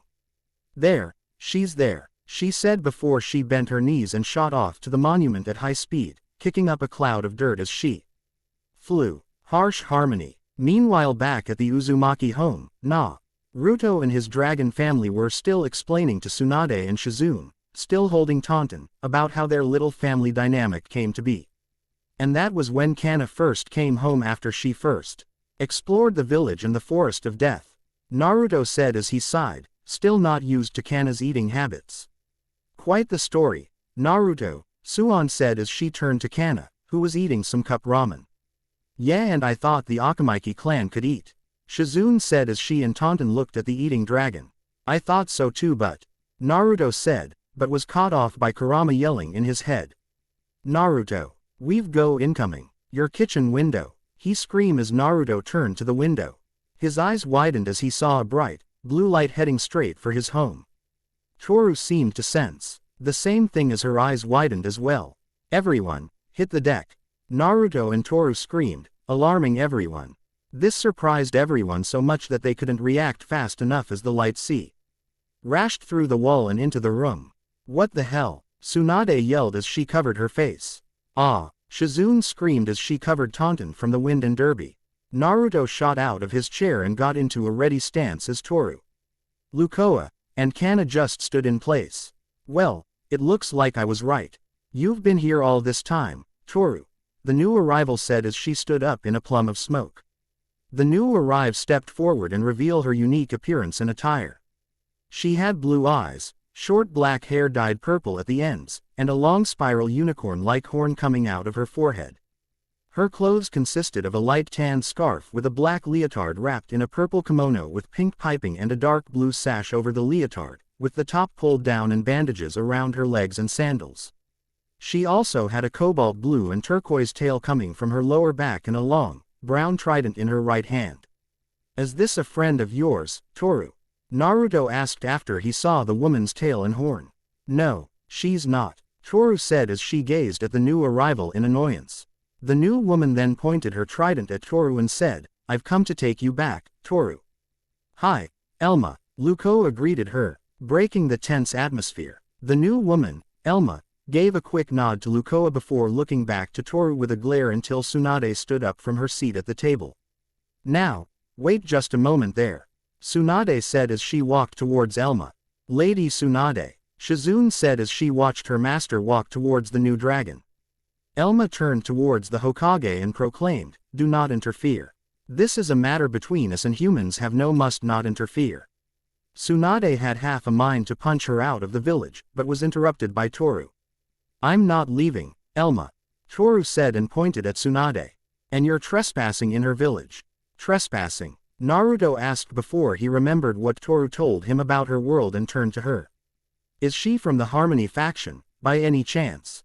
Why yes, she is, Mr. Naruto, Toru said as she gained a mischief smile on her face. Naruto gained a smile all the same as he turned back to Elma and said, really?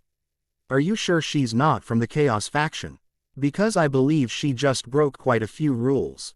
Elma looked a bit nervous and had to deny the urge to look a bit sheepish at the moment since Harmony dragons were supposed to abide by the rules, not break them, whether it's in their home dimension or another dimension. I am here on behalf of the Harmony faction. Everything I do is in the Me of maintaining order between my dimension and others' dimensions. And letting Toru stay here is a threat to the balance. Elma countered as she tried to sound professional. Just Toru. What about Lukoa and Kana? Naruto said as lost the smile and he tried to defend his mate, before turning to his friends.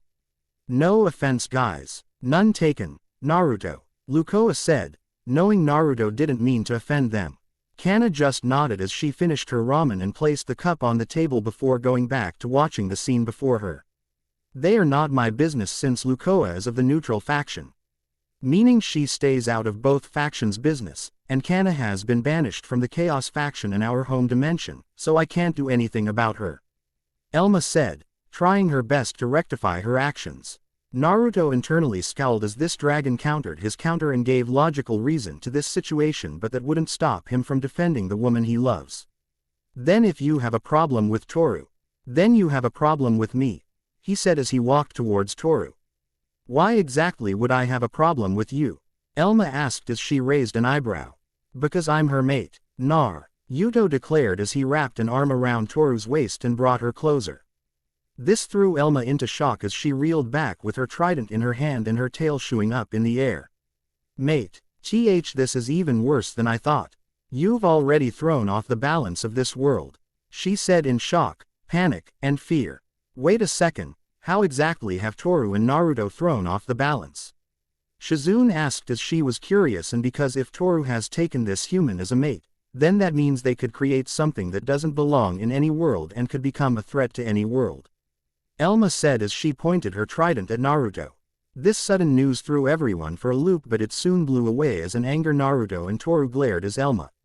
And how do you know a child of ours would be a threat? Naruto said as he took his arm away from Toru's waist, his tone getting colder by the second. Toru wasn't far behind in anger as she growled at the Harmony Dragon. The ancient gens of our race have spoken of a human-dragon hybrid, a draken, with power so great that it could defeat an entire army of dragons and walk away with only a few bruises. Elma said as she released some of her power, sending waves of wind through the room. If such creature was brought into this or any world, it would bring ruin and chaos. As a proud member of the Harmony faction, I cannot let this come to pass. Naruto let out a growl as he mentally asked his tenant, Kurama, is what she's saying true? The nine-tailed fox growled in irritation as he answered his friend, having been ing the entire conversation and being cautious if she told any lies. I'm not sure if her information is true, but I know she's not lying. I sense nothing but truth and righteousness in her words, he said, rolling his eyes at the amount of righteousness in the dragon's voice. Nonetheless, I'm not letting her take Toru, Naruto thought as he was ready to go into chakra mode at moment's notice. Quote, and what exactly are you going to do about it? Tsunade asked as she could sense the tension in the room and was ready to fight Elma, for Naruto to keep the one he loves here. I'm going to take Toru back and make sure she doesn't give birth to such a creature. Elma said as she spun her trident and pointed it at Toru again, releasing some killer intent to try and make her submit. Naruto, Chair reaching his limit about this dragon and her bullcrap, stepped between the trident and Toru. He glared into Elma's eyes and showed no fear to her or her power. She's not going anywhere, he said. I don't think you understand, Elma said as she lowered her weapon, but was interrupted by Naruto. What I understand is that you're fearing a child for circumstances outside of his or her control. Naruto said as painful memories came to the front of his mind and mentally swearing that he would make sure his child never experienced what he went through. It may be out of their control, but my fear is justified and my duty comes first. Now get out of my way, Elma said as she walked towards him, aiming to push him aside to get to Toru. No, Naruto said as he did not move a single inch. Elma sighed and shook her head before spinning her trident behind her, picking up a fierce wind as she prepared her weapon. Then you have left me no choice, but for all it's worth, I'm sorry, she said as she gained a sad look in her eyes. Elma swung her trident at blinding speeds to strike Naruto, but instead of hitting the shinobi, the weapon was caught in a blinding speed and a vice grip by Naruto's right, artificial hand. Though this would be impossible for most, it wasn't for Naruto or his old friend, enemy, rival Sasuke, since they had become two of the fastest and stronger ninjas in the world. What? Elma exclaimed, not expecting a human to see her trident move and catch it. How did you? Granny, I'm taking this away from the village, Naruto said, interrupting Elma to warn Tsunade. I'm not sure if I can hold back if I'm here. Understood, Naruto, Tsunade said with a nod. Naruto then turned his head to Toru and said, Toru, could you? The Jinchurki didn't get to finish his question as Toru pointed her finger and opened a portal behind him that led to the field where Naruto fought her father. Way ahead of you, Toru said in a low voice as she put her finger down. But could I? This time it was Toru who didn't finish her sentence as Naruto said, be my guest. It was then Naruto threw up the trident, causing Elma to be thrown off balance for a moment as Toru looked to her with a face of pure rage. Most likely from what she said about her potential child, and tackled Elma through the portal. Naruto then turned towards a watching Tsunade, Lukoa, and Kana and said, we'll be right back. Alright, Naruto, Tsunade said. Be careful, Naruto, Shizune said as Taunton snorted, giving her own concern. And don't worry about the damage or the people who might have heard it. I can fix it up and wipe their memories before you get back. Lukoa said as she rubbed Kana's head. Naruto said nothing else as he nodded and ran through the portal, which closed after he entered. And joined Toru and Elma on the battlefield. A few seconds had passed until Tsunade turned to Lukoa, who had a glowing hand ready to repair the damage to the wall. This is not gonna end well for the Harmony Dragon, is it?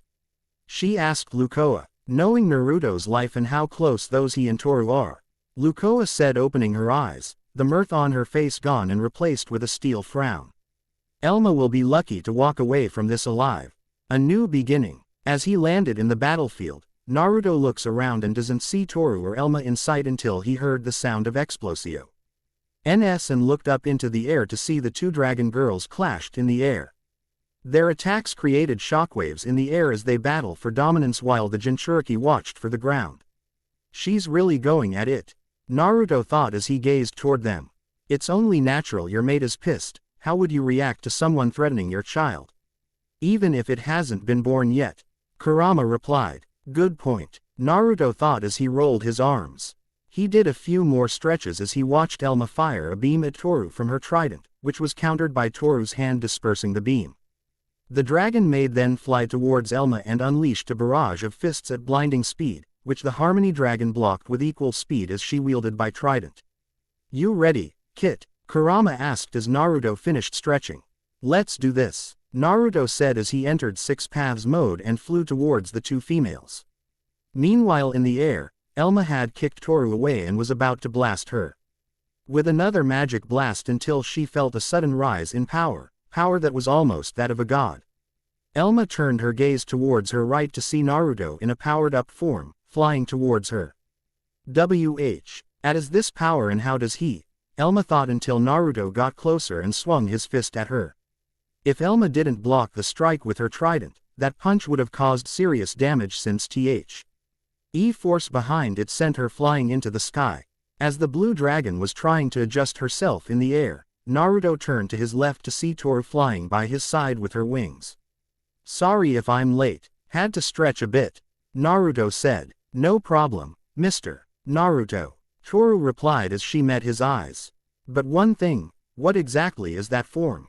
You told me of the power of Kurama, the nine-tailed fox, but you never told me of this power. This is my Sage of Six Paths mode, the same one I used to fight against your dad, Naruto said as he answered Toru. I acquired it when I briefly died back in the ninja war. Toru let out as she nodded and remembered him in that fight. It's been some time since you showed this form. I know, but let's save the talking for later, Naruto said as he turned back to Elma, who finally regained her bearings. Right now, we need to teach Miss Harmony a lesson, he finished as he slammed his right fist into his left palm. Agreed, Mr. Naruto, Toru agreed, as she cracked her knuckles and turned claws while thinking, I'm going to make her pay for threatening my potential hatchlings. As the mates glared at Elma, the Harmony Dragon was in a bit of a show. CKED stayed due to hearing that Naruto fought the leader of the Chaos faction and walked away alive.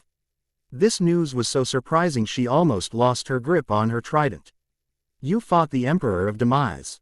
Anmed in horror. I fought him to make sure we wouldn't take Toru away, just like how I'm fighting you with her right now," Naruto said as he flew towards Elma. Elma finally recovered from her shock, quick enough dodged Naruto's attack but didn't see Toru come from behind and knocked to the ground with a double hammer fist. As she crashed to the ground and laid in a 5 feet deep crater and 10 feet wide. Elma gazed up with wide eyes when she saw a giant mass of energy in the form of a sphere in Naruto's hand. "Massive Rasengan," Naruto shouted as he dove towards Elma. The Harmony Dragon jumped head up to her feet and quickly pointing her trident towards Naruto's attack and fired a beam of blue magic, creating an explosion as the magic and chakra clashed. The force of the explosion was so great. It forced Elma covered her face as the wind whipped around. "His powers is even greater than I thought. It's an entirely new concept when in battle," Elma thought as she uncovered her face. What we LCOMED her was a rather unpleasant sight as she was soon brought face to fist with Toru punching her with a magic flaming fist. This attack sent Elma back into the ground as the angry dragon maid reeled her fist back to punch Elma again, who quickly caught her punch from her embedded position in the ground. Toru then brought her other fist in for a hit and instead of connecting, Elma used her OT. Her hand while her tail held her trident. As Elma began to get back on her feet once again, she found a high level of difficulty in the task as Toru seemed to be stronger than the last time their powers clashed. This strength, where did it come from? Elma thought as she finally got on her feet.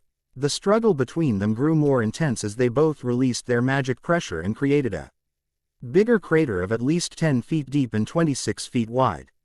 The deadlock continued for a few moments, until Toru opened her mouth and gathered magic energy into a compressed ball. "Shit," Elma said as he barely had time to break the deadlock and cover her face with her arms, also adding a barrier around her body for good measure. Though she was protected as the beam hit her, Elma was still sent flying into from the explosion of the attack and into the air.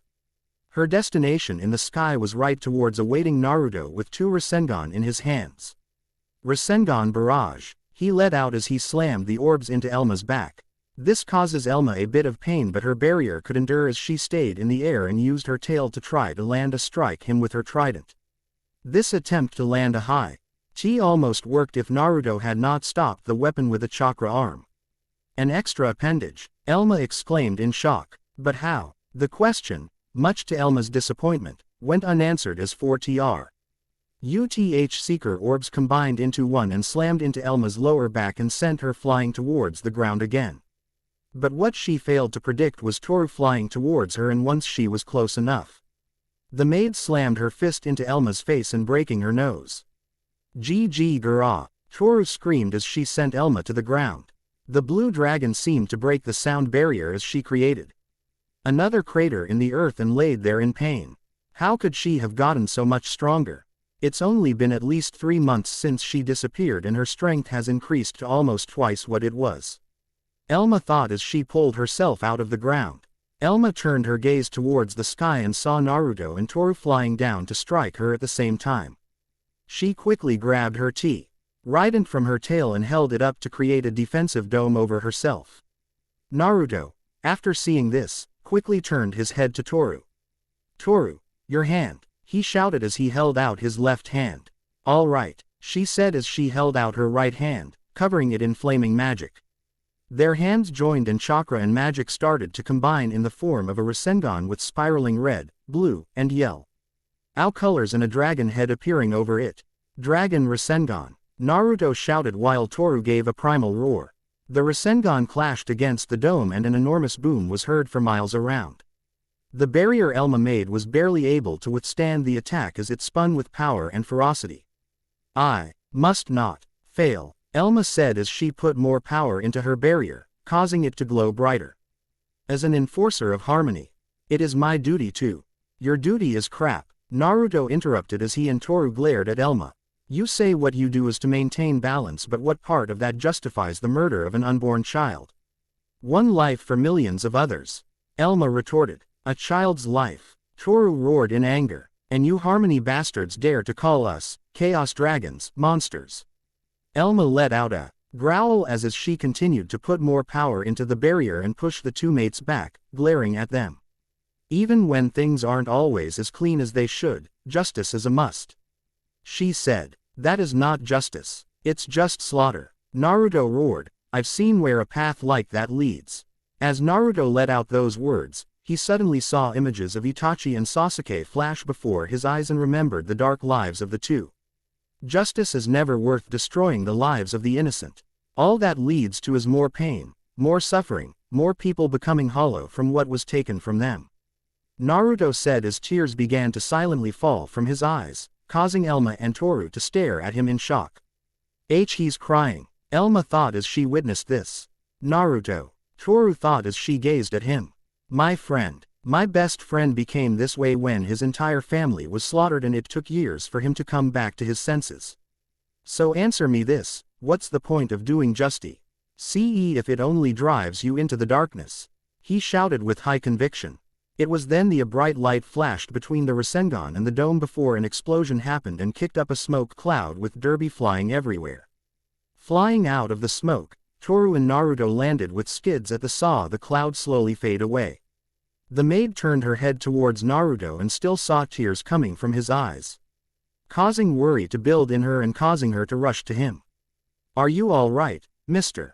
Naruto? She asked. Naruto just realized what he had done and said before wiping his tears and turning to Toru. Sorry. Just remembered how some fellow Shibobi and friends did the same thing, justifying their actions in the name of justice, he said with a frown. They were thrown onto paths that lead them to be alone and hated. I just couldn't keep quiet when she started preaching the same thing through killing a child that hasn't even been born. Oh, Mr. Naruto, Toru said as her heart ached as if his pain was her own. The tender moment between the two was soon interrupted as the sound of moving rubble was heard. Naruto and Toru turned their eyes to the source of the sound and found it to be Elma, who was not in a good shape. The Harmony Dragon was currently breathing heavily with tattered clothes, bruises and cuts all over her body, a cracked horn with the tip chipped off and a trident with the middle and right tip broken off. She took only one step before she fell to her knees and dropped her trident. Normally, one would think she would want to continue fighting, but she wasn't Elma's case as she grew curious of what Naruto said about his friends and their actions. Is it true? Elma said between breath as she raised her head. Your friends fell into darkness because of their duty. Toru was about to silence her, seeing this topic as Naruto's business and not hers, but Naruto stopped her when he places a hand on her shoulder and gave a look that showed he was okay with telling her. Toru complied with a nod and let Naruto tell her, even if she didn't like it. All of it, my best friend and his brother, were led down paths cloaked in darkness because of their duties. Itachi Uchiha was ordered to murder his entire clan to save my village from a coup d'état. He murdered everyone except his little brother, Sasuke. He then leads Sasuke SS by lying to him about the reason he did it and telling him to hat him in order to kill him. Even when he achieved his goal, he soon found it was pointless as he learned it was some council members of our home that gave the order. Sasuke then turned his hatred to our home village and wanted to destroy it all to avenge Itachi and his clan. Naruto told as he lifted his right arm. I had to fight him multiple times to try and bring him back home. It wasn't until our final battle against each other that he finally came to his senses and returned him, but at the cost of his left arm and my right arm. Elma became shocked and said, then that arm of yours. Naruto nodded and said, a replacement made for me months ago. Toru kept quiet, knowing who he was talking about, Sasuke, but it only made her blood boil when she first found out he lost an arm just to bring Sasuke back to the Hidden Leaf village. When she was first told about it, Naruto had to use 5 clones just to kept her from hunting down and try to maim Indra's transmigrate for blowing her mate's arm off.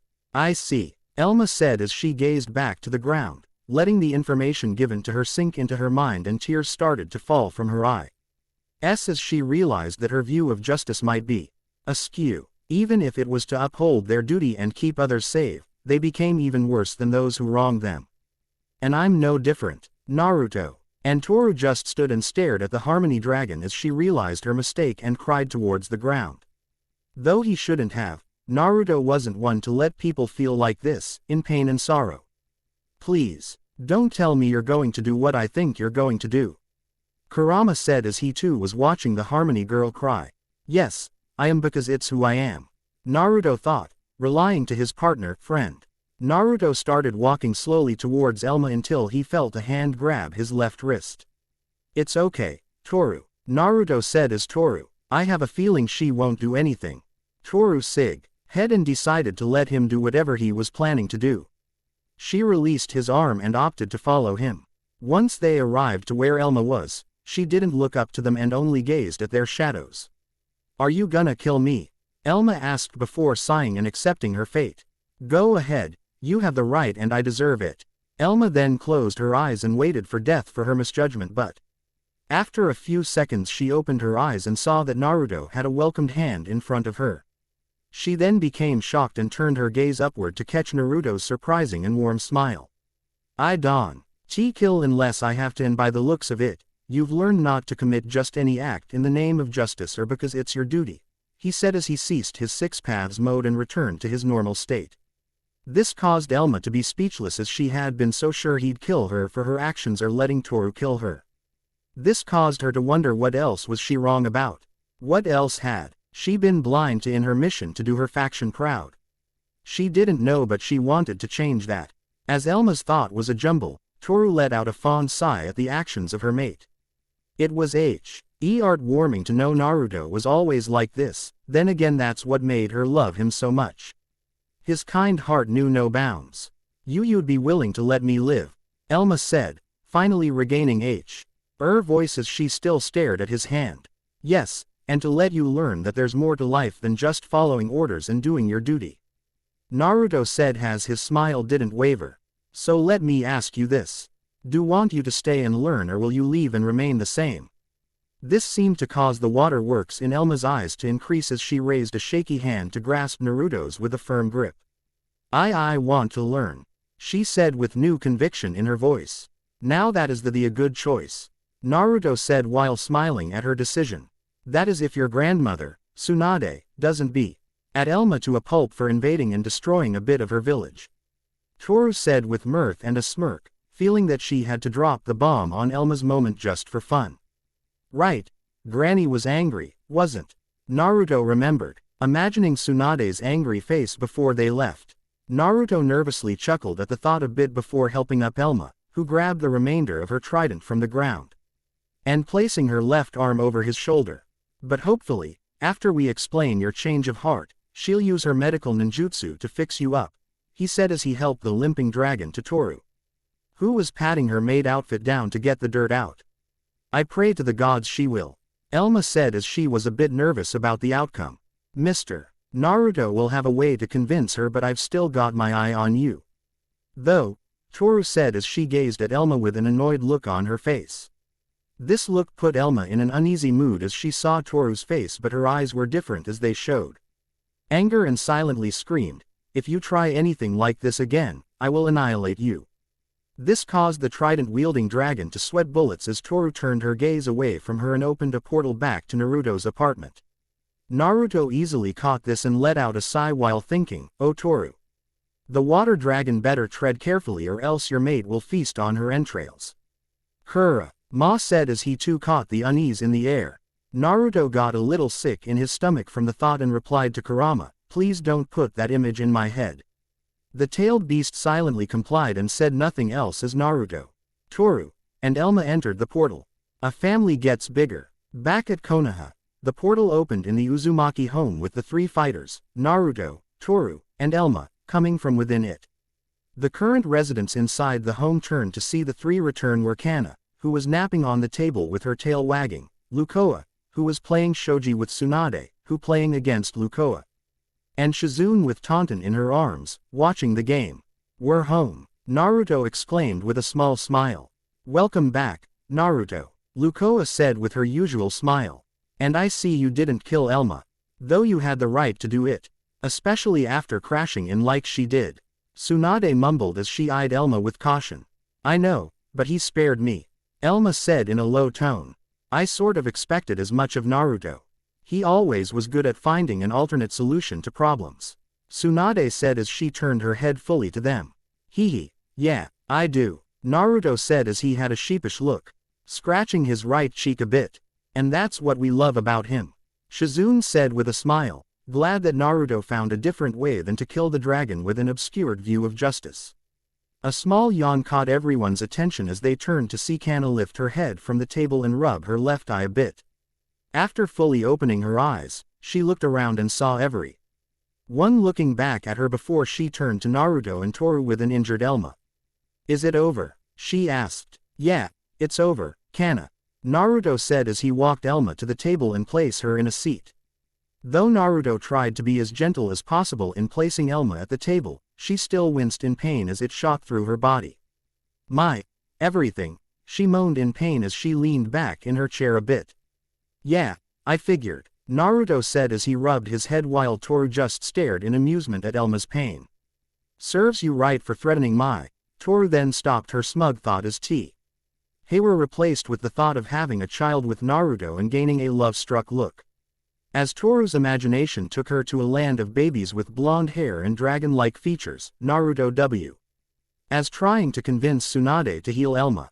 And why should I? Tsunade asked her pseudo-son, still a little miffed at Elma while Sei and Lukoa continued to play their game of shogi. Look, I know you have no need to heal her and she has no right to it, but trust me, she's learned her lesson. All she needed was a little history lesson to help clear it, giving a bit explanation to what happened near the end of his and Toru's fight with Elma.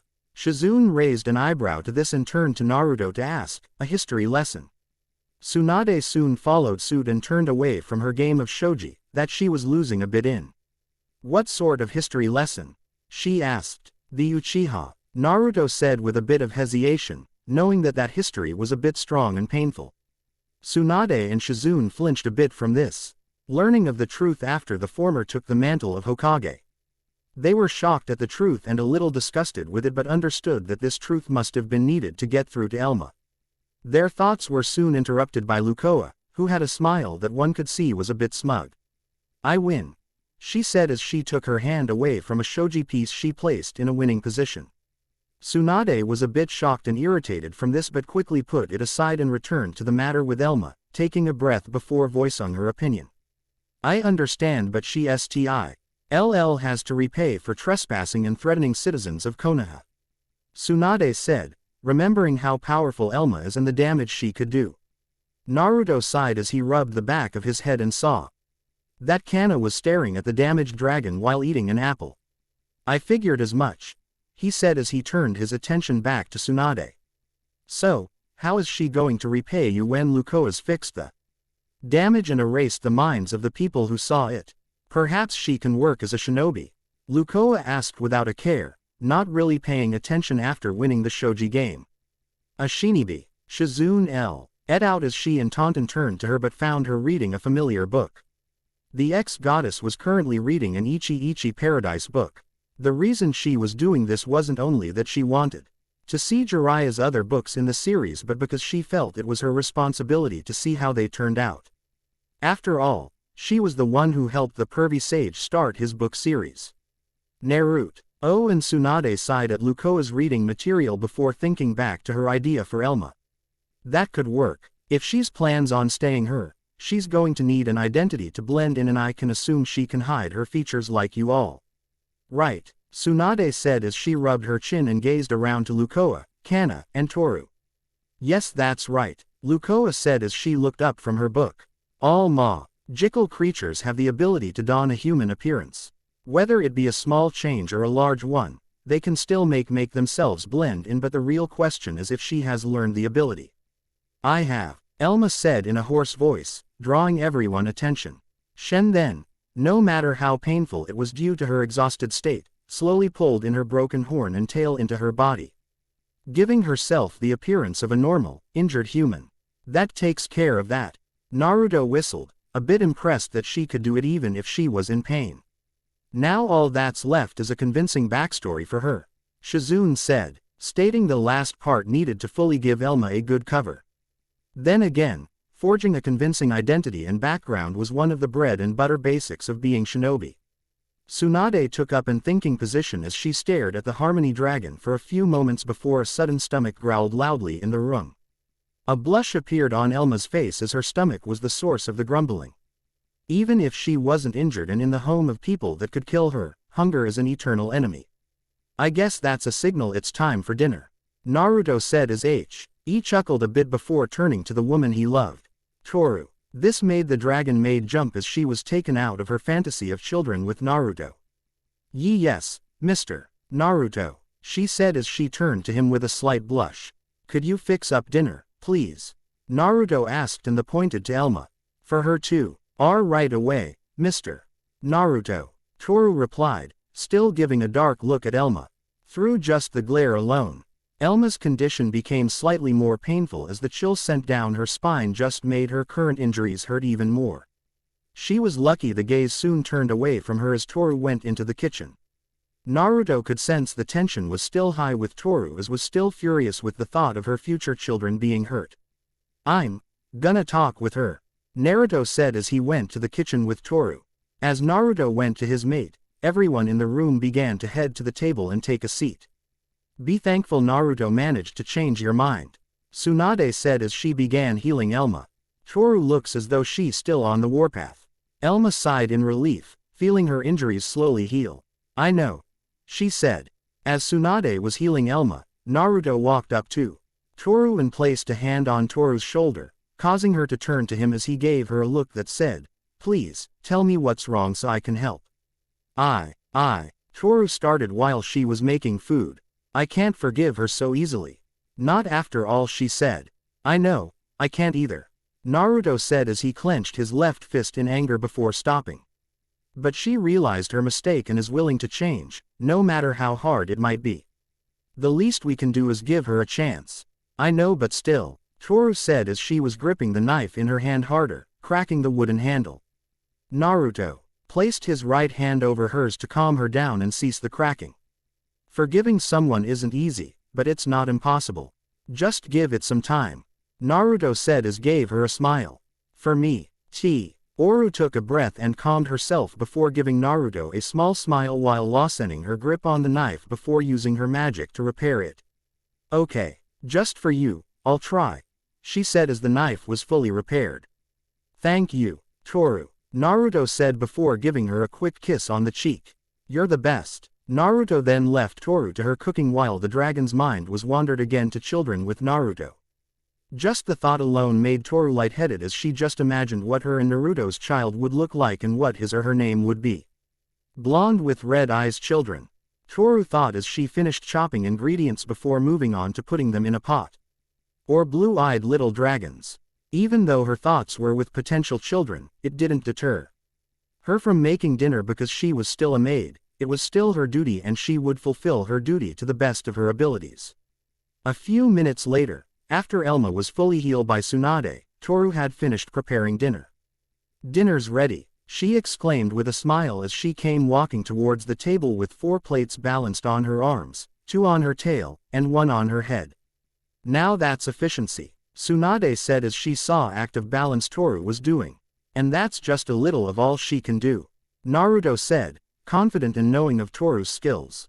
Toru's smile brightened at Naruto's comment as she started placing the dinner plates in front of everyone. Everyone had different reaction to the food to show they were looking forward to eating it. One look at Kana and you could see she was eating the food with her eyes already. Lukoa looked away from her book to the plate of food in front of her and a hungry look appeared in her eyes, even if she didn't need to eat. Suan wasn't far behind as she also gained a hungry look with her mouth beginning to slightly water. Wow, Shizune let out as she and Taunton sniffed the food in front of them with delight. When a plate was put in front of Elma, the aroma alone was enough to make her drool, increasing her hunger greatly as it appeared the food was shining like gold to her. Looks delicious, Toru, Naruto exclaimed as his plate was placed in front of him. I aim to please, Mr. Naruto, Toru replied as she placed her plate down and sat in her spot. Before anyone ate the food, they all closed their eyes to bless the food, with Elma being the last since she never did this back in her world. Thank you for the meal, they all said before ate the food at a normal pace, such as Naruto, Toru, Shizune, and Lukoa, to save the food's flavor as much as they can. Some ate at a slightly faster pace, such as Kana and Tsunade, who were really enjoying the taste. And one was eating the food like her life depended on it. Since Elma had never tasted anything this delicious before. And I thought Naruto ate fast. Suon muttered as she recalled Naruto's record with ramen while turning her gaze to Elma. She might even out-eat an Akamichi. Naruto and Toru had a quick chuckle at that, knowing the Akamaiki clan and their eating habits at times.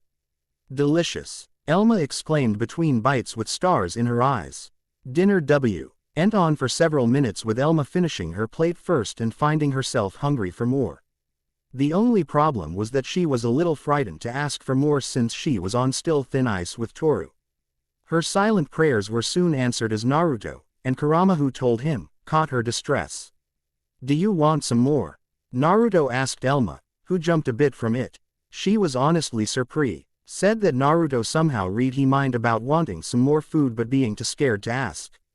If that's alright, yes please," Elma said with a slight blush and bow.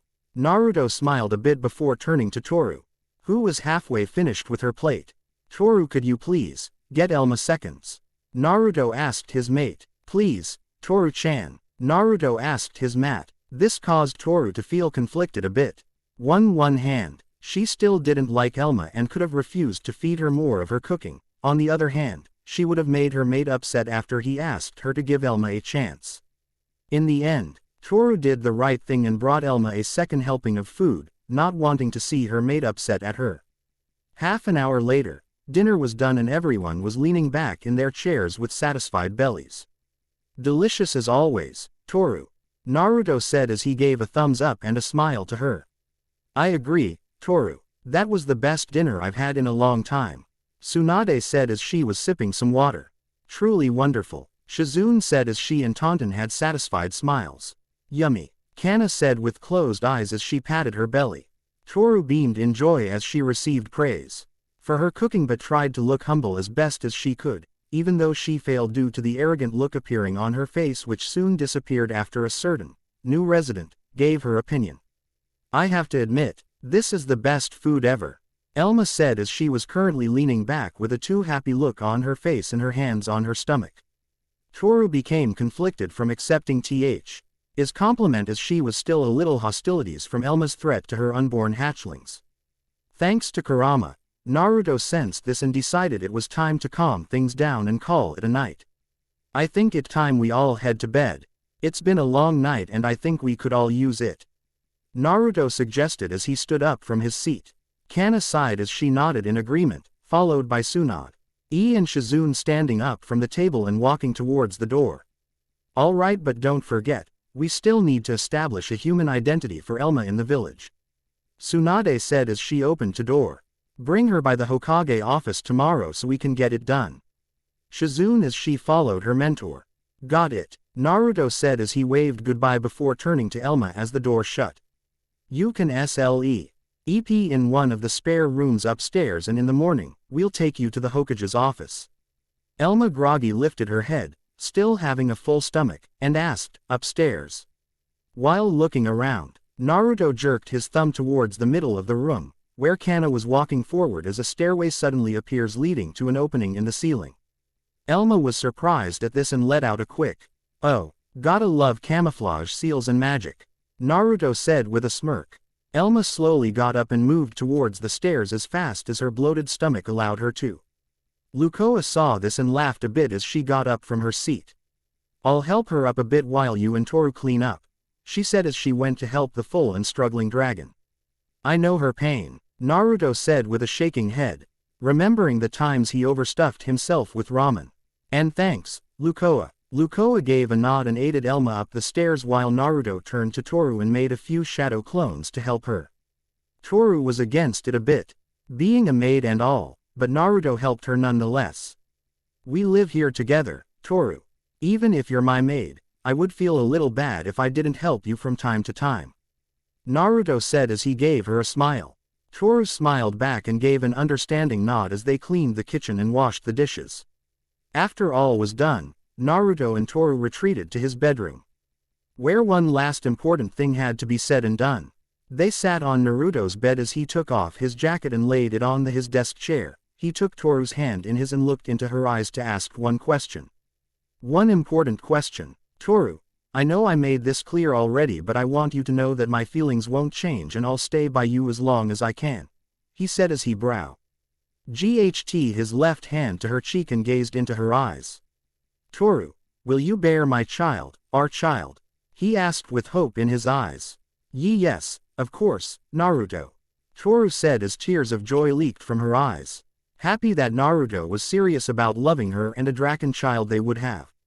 Naruto smiled lovingly at Toru as he closed the distance and gave her a kiss full of nothing but love and care. As their loving embrace continued, slower yet more loving and passionate than their previous sessions, the seals and magic containing the noise remained strong as in being outside of space-time.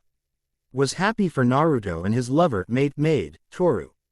"Naruto, Toru, I feel confident that you and your friends can maintain peace in the ninja world and possibly bring peace between the three dragon factions of Toru's world," Hagoromo said with closed eyes and a smile. But Hagoromo began to lose his smile and tightened the grip on his shakuho before opening his eyes.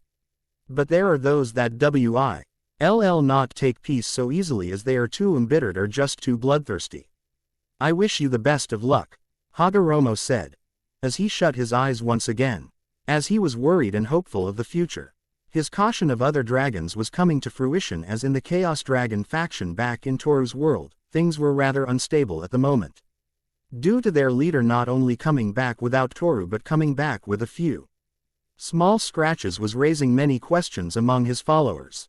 Questions such as, what happened in that world, what became of his daughter, and who could cause that sort of damage to him. Small as it may be, tensions were high and made all of them feel on edge at the thought of a being as powerful as their leader dwelling in another dimension, all but one dragon, who seemed to be excited after hearing this news. "So, there's a being in that world that can harm the king. Interesting," said the dragon, who was currently sitting in a cave in the dead of a moonlit night. The dragon turned to the entrance and walked out to gaze upon the moon, which shined to reveal the dragon in question to be a woman of small stature with horns, wearing a black cloak with fur. What was most unique about her was that she possessed a generous bust. "I'll have to see this being for myself, if they're as strong as I heard and hope they are," she said as she gained a sharp-toothed smile before letting out a small chuckle. Brand new trouble. The sun rose over the village hidden in the leaves as Naruto began to wake in his and Toru's room. They were currently covered to their chests with sheets and hugging lovingly from their night of love with intent of having a dragon child. But as Naruto fully woke, he gained a look of woe after a few seconds, as if he couldn't help but feel something was coming, something that would be just as bad or maybe worse. Tear came to try and take her back. He was soon taken out of his thought as he heard Toru yawn, signaling her waking up, and turn her head to meet his eyes and sensing his distress. "Are you okay, Naruto?" Toru asked her maid as she sat up, using the sheets to cover her chest. "It's nothing, Toru, just a strange feeling," Naruto replied, trying to calm and worries. "Like something big is coming." "Like what?" "One of Elma's allies," Toru asked. "No, something else," Naruto said as he sat up and stretched his arms. "Life's never as simple, is it?" "I suppose not," Toru said with a small smile, thinking of how this not-so-simple life brought her to Naruto. "When has it ever been?" Kurama quipped with a grunt, still sleeping inside of Naruto's mind. "Never," Naruto thought as he finished stretching and gave Toru a smile with a "good morning" kiss on the cheek. Toru smiled at this as he tail wagged a bit and thought of last night came to surface. What they did wasn't just another display of their love or just an act of lust, it was start of a new life, one that could change the views of life themselves. The two then got out of bed, took a shower together, Toru's idea, no funny business, and get dressed for the day, with Naruto having a mission that needed to be completed. The mission getting Elma her cover identity and backstory as a shinobi. "Good morning, everyone," Naruto said as he and Toru stepped into the common kitchen area, where Kana, Lukoa, and Elma were coming down the magic staircase that led to the invisible expansion to Naruto's apartment. "Good morning, Naruto," Lukoa said with a smile and wave. "Morning, Naruto," Kana said as she walked past Lukoa to the fridge, where her morning ramen was waiting to made and eaten. "Good morning, Naruto," Elma said with a bow as they all went to the table. From there, Toru made everyone a big and delicious breakfast. One that Elma took a quick liking to and devoured. After breakfast was finished and the dishes washed, everyone gathered at the door and discussed what they had planned for today. So, while Elma and I are getting her records forged, what plans do you girls have? Naruto asked, Elma at his right side with her horn and tail hidden away. Well, I finally have a place picked for my magic items shop in the shopping district. And thanks to Tsunade, it been paid for. So I'll be spending the day setting it up and tomorrow, it'll be open for business, Lukoa said with a bright smile as she pulled her horns in. And I'll be going with Lukoa, there's some shopping I need to get down. Toru said with a basket in her arms. I'm going to explore the village and find someone to play with. Kana tall. Everyone as she pulled her horns and tail in. Just remember to keep it to human levels, Kana. You don't want to hurt anyone. Naruto warned her, knowing what playtime was to a dragon. Okay, Kana replied with a nod. And with that all said and done, Naruto opened the door, let everyone out of the home, and closing the door before locking it. Everyone then made their separate ways to their destinations for their day as Naruto and Elma were now walking through the village on the way to the Hokage office, trying to not draw attention to themselves but failed as Elma's clothes, though fitting in this world, drew the attention of a few people. Why are they staring so much? Elma asked Naruto softly to Naruto. Is there something on my face or something wrong with my clothes? Naruto too RNED to her and saw that she had a bit of a blush on her face, signaling that she wasn't used to being the center of attention or felt nervous with all the new eyes gazing upon her. No, it's not that, Elma. It's just what the villagers do when they see a foreigner, who you look like because of your clothes. Naruto said as he and Elma walked into the Hokage office. If you want, after this we sue. LD go find you some new clothes so people wouldn't stare so much. I think that would be best. Elma replied, calming down a bit. Naruto nodded to her and Elma nodded back as they greeted the front desk lady. Hello, ma'am. I and my friend are here to see Hokage on a personal matter. You should have us down. Naruto said as the woman checked to see if they had an appointment with Tsunade and they did. Ah, yes, right here. You can go on up. Lady Tsunade is expecting you, the woman said with a smile. Thank you, Naruto said as he began walking towards the office. Come on, Elma, alright. She let out in a ridged way, still a bit tense about this. The two continued through the Hokage building before stopping in front of the office door and knocked, signaling Tsunade and Shizune that they were here. Enter, Tsunade said through the door. Naruto opened the door and both he and Elma entered, seeing Tsunade waiting in her desk with a form in front of her and Shizune at her side. Taunton was currently to the left side of the desk in a little bed sleeping. Tsunade looked up to them, taking her eyes off of the identity file she had started for Elma before they arrived, and saw Naruto with the woman of the hour walking into her office. Ah, Naruto and Elma. Perfect timing, I was just about to send for you two so we could start Elma's identification papers. Tsunade said, holding up the form. Perfect timing, indeed, Kurama quipped, seeing Naruto's luck is just as high as it's always been. That's great, Naruto said, ignoring Kurama's quip. Alright, then, let's get started, Tsunade said as she turned to Elma, who was being respectfully quiet. Now, Elma, we're going to pitch some names you could use as a last name and just let us know which one sounds right to you. Okay, yes, ma'am, Elma said with a nod. Tsunade then placed her hands together on the desk and stared at Elma, watching for any positive reactions to the names. Mizuhime, Suon suggested first. Elma thought about for a moment. Elma Mizuhime, she said her head before shaking it back and forth. No ma'am, not that one. Elma said aloud. Tsunade nodded to this and turned to Shizune, signaling her to give a name for the dragon. The apprentice nodded and placed a hand on her chin, thinking of a good name for Elma, one that she might like. Kurosaki, Shizune said, suggesting a name again. Interesting, Elma said as she mulled over it a bit before shaking her head again. But still no. This process went on for about an hour, pitching name after thinkable name that the Harmony Dragon would like and want to keep. It almost seemed pointless until Kurama came up with one. Hey, kid, I got a name for her. Kurama shouted, getting Naruto to jump a bit. What is it? Naruto thought to him, half surprised and half intrigued. Ju. It's simple and easy to remember, and from what I've seen, she seemed to be a simple-minded one, so it's perfect. Kurama said, chuckling a bit at the small joke. Alright, here's goes. Naruto thought before speaking up. Hey, what about Ju? He said, internally hoping she would like it. Ju. Elma said as he placed her right hand on her chin, rep. Eating the name inside her head over and over, but unlike the others, this one actually felt right. That sounds promising, but it feels like it's missing something. This brought hope to everyone as she thought upon this, giving hope that she finally found the perfect name. Elma was silent for a moment until she gave her opinion and adjustment of the name. How about Jui? Elma Jui, she said out loud, letting everyone get a feel for the name. Not bad. It has a nice ring to it now. Naruto replied, smiling at Elma. I agree, Tsunade said with Shizune nodding as the name was written on the form. Now, on to background information. And so, Naruto, Tsunade, Shizune, and Elma spent the next few hours working on the best identity for her.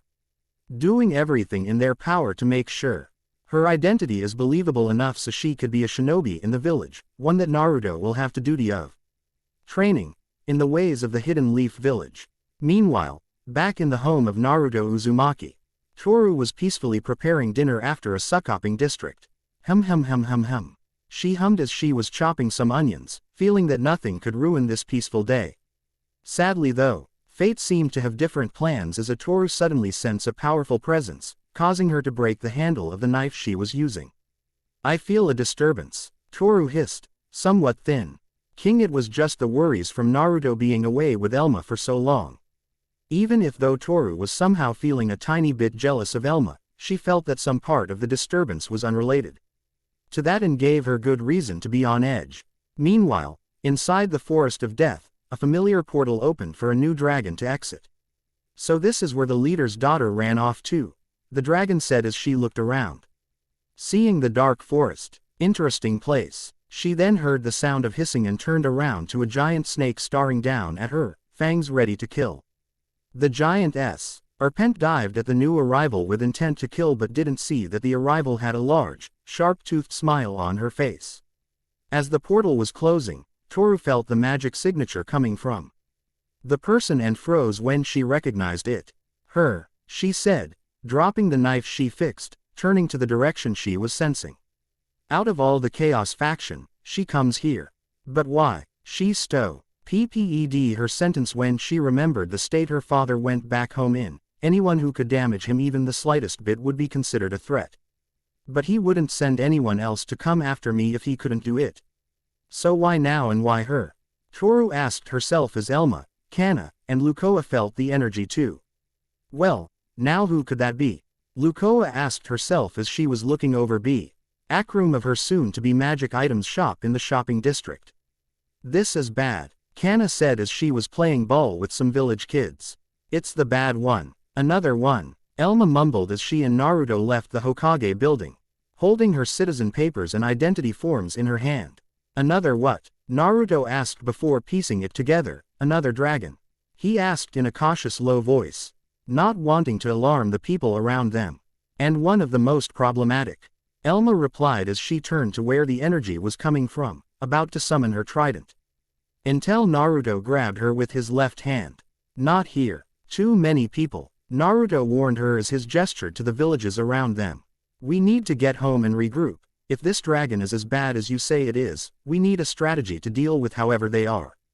Quote, as Elma sighed and nodded, she told Naruto in a whisper. The threat we are about to face is a well-known warmonger with an intense hatred for humanity. Her power is almost as great as Toru's and she never holds back in battle.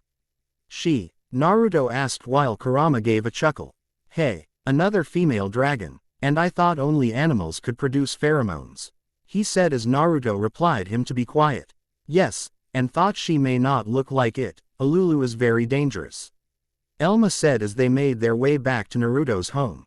Ululu, Kurama thought as he laid down. I wonder if this Ululu is more of a challenge than the old gecko. Kurama said as he closed his eyes, thinking about how powerful this new female dragon might be. The strangest dragon yet, I apologize for the hiatus, laptop has been out of commission for a while now. Meanwhile, after the slight fight and snack in the Forest of Death, at the peak the Hokage monument looking over the village. Alulu gazing over the ninja home to find the human that bested Toru's father. Now, to find this human that injured the leader, she said as she focused her magic into her eyes and nose, enhancing her two senses to find immortal high levels of power and possibly coated with Toru's scent.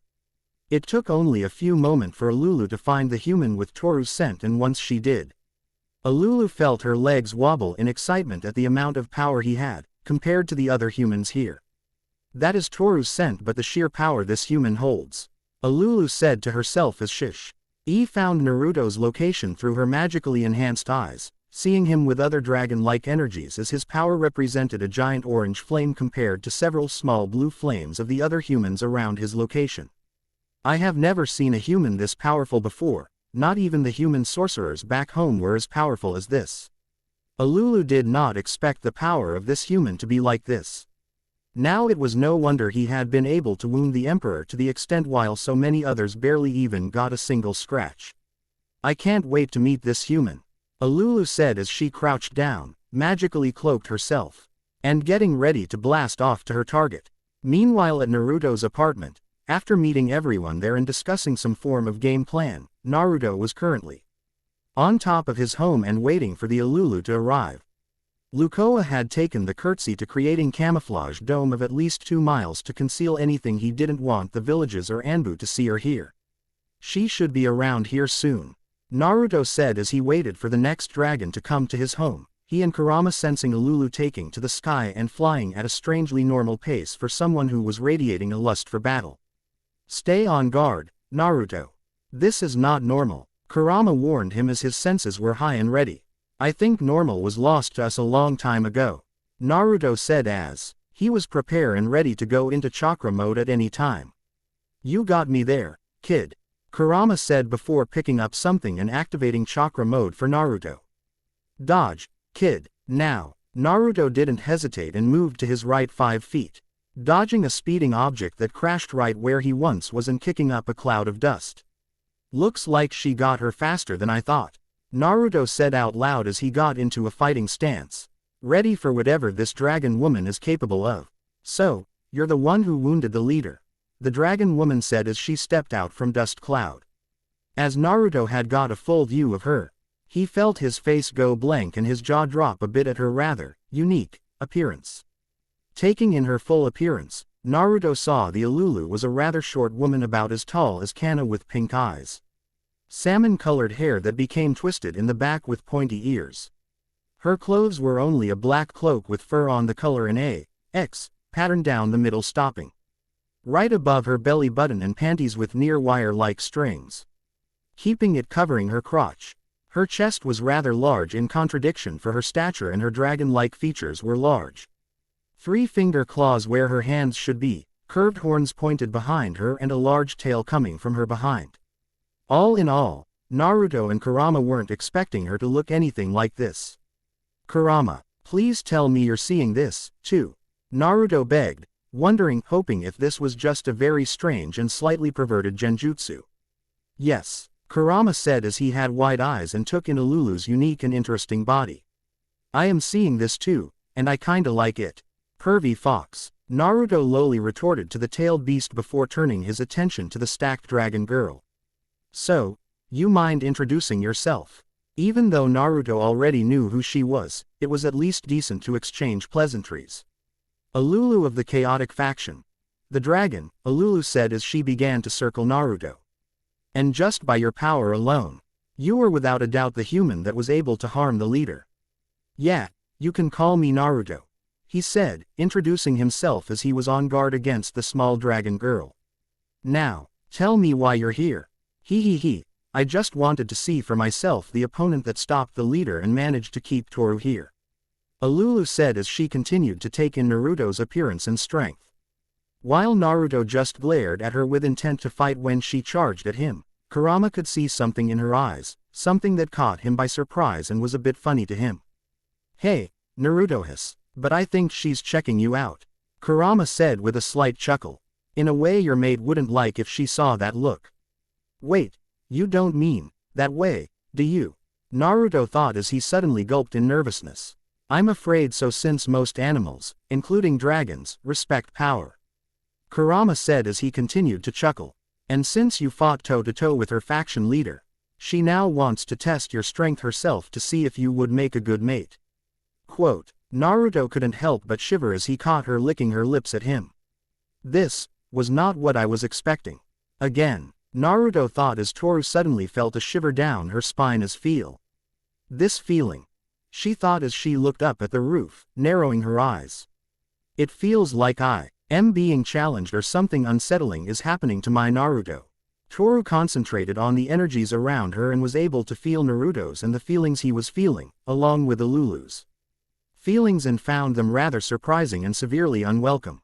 Alulu, Toru growled as she was able to piece together what she was after. It was practically its own being, as she was able to say.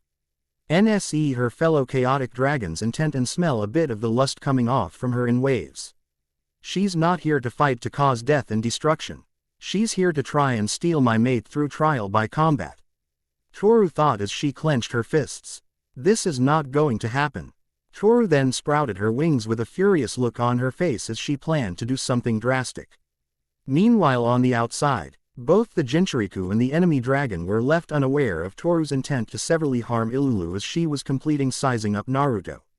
Even though it was true she didn't not trust humans and all after her the deaths of her parents, dragons had always respected power, and this human had it in spades.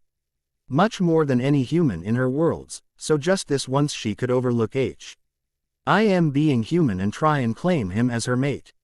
The end result, getting a dragon offspring, was quite the prize after all, and to have one with someone of his power would be wondrous. Now, Alulu said as she brandished her huge claws, eager to see what Naruto can do in combat. Let's see what you've got.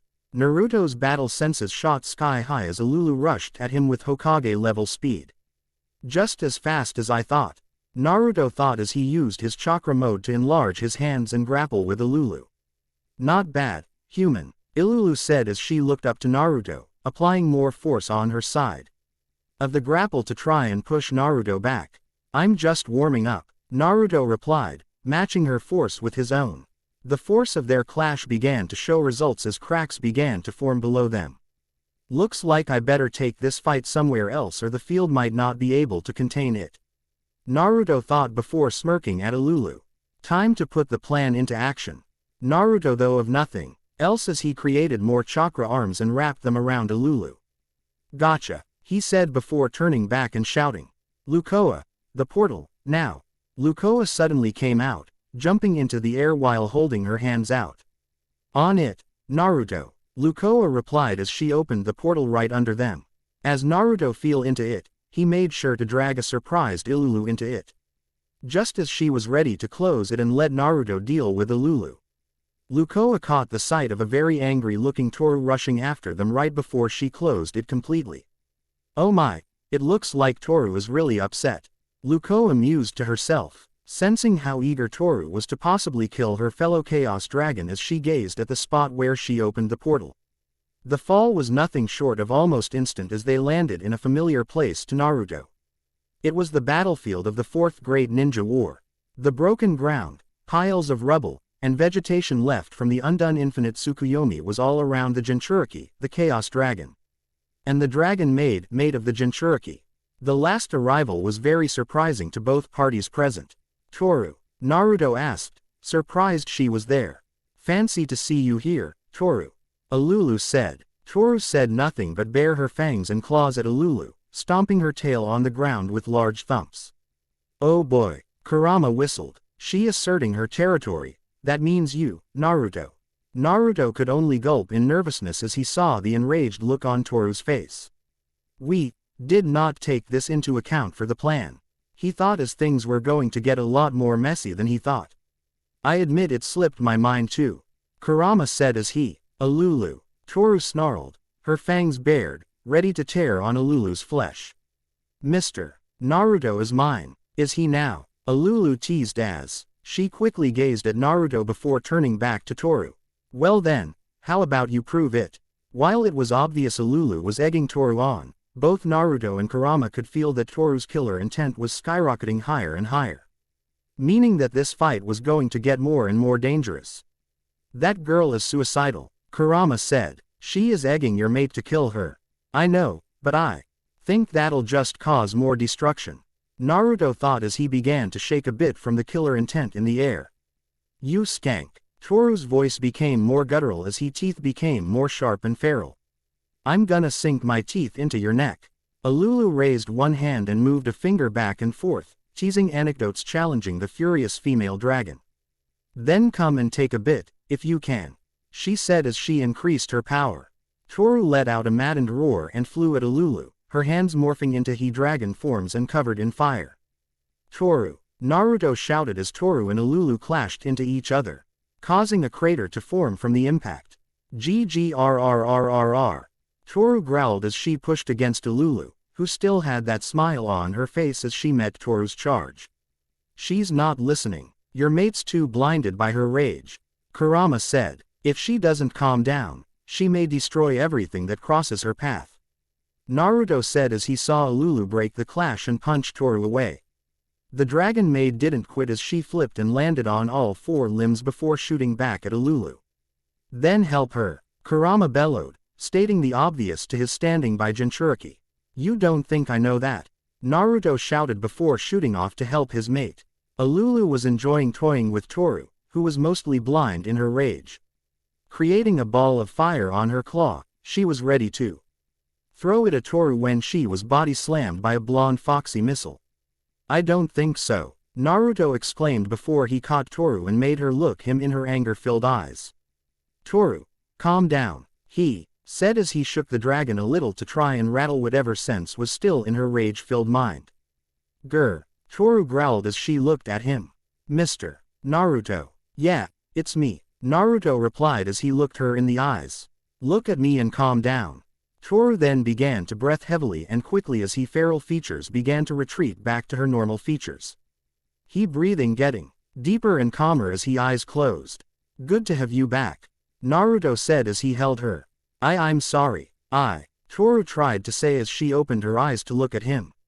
I know, Naruto said, and it's all right. Jealousy can make people into something they're not. Even dragons aren't immune to it. Naruto then turned to Alulu, still seeing the crazed smile on her face. Right now, it's time we deal with her, and if we can, send her packing back to your world, he said to Toru.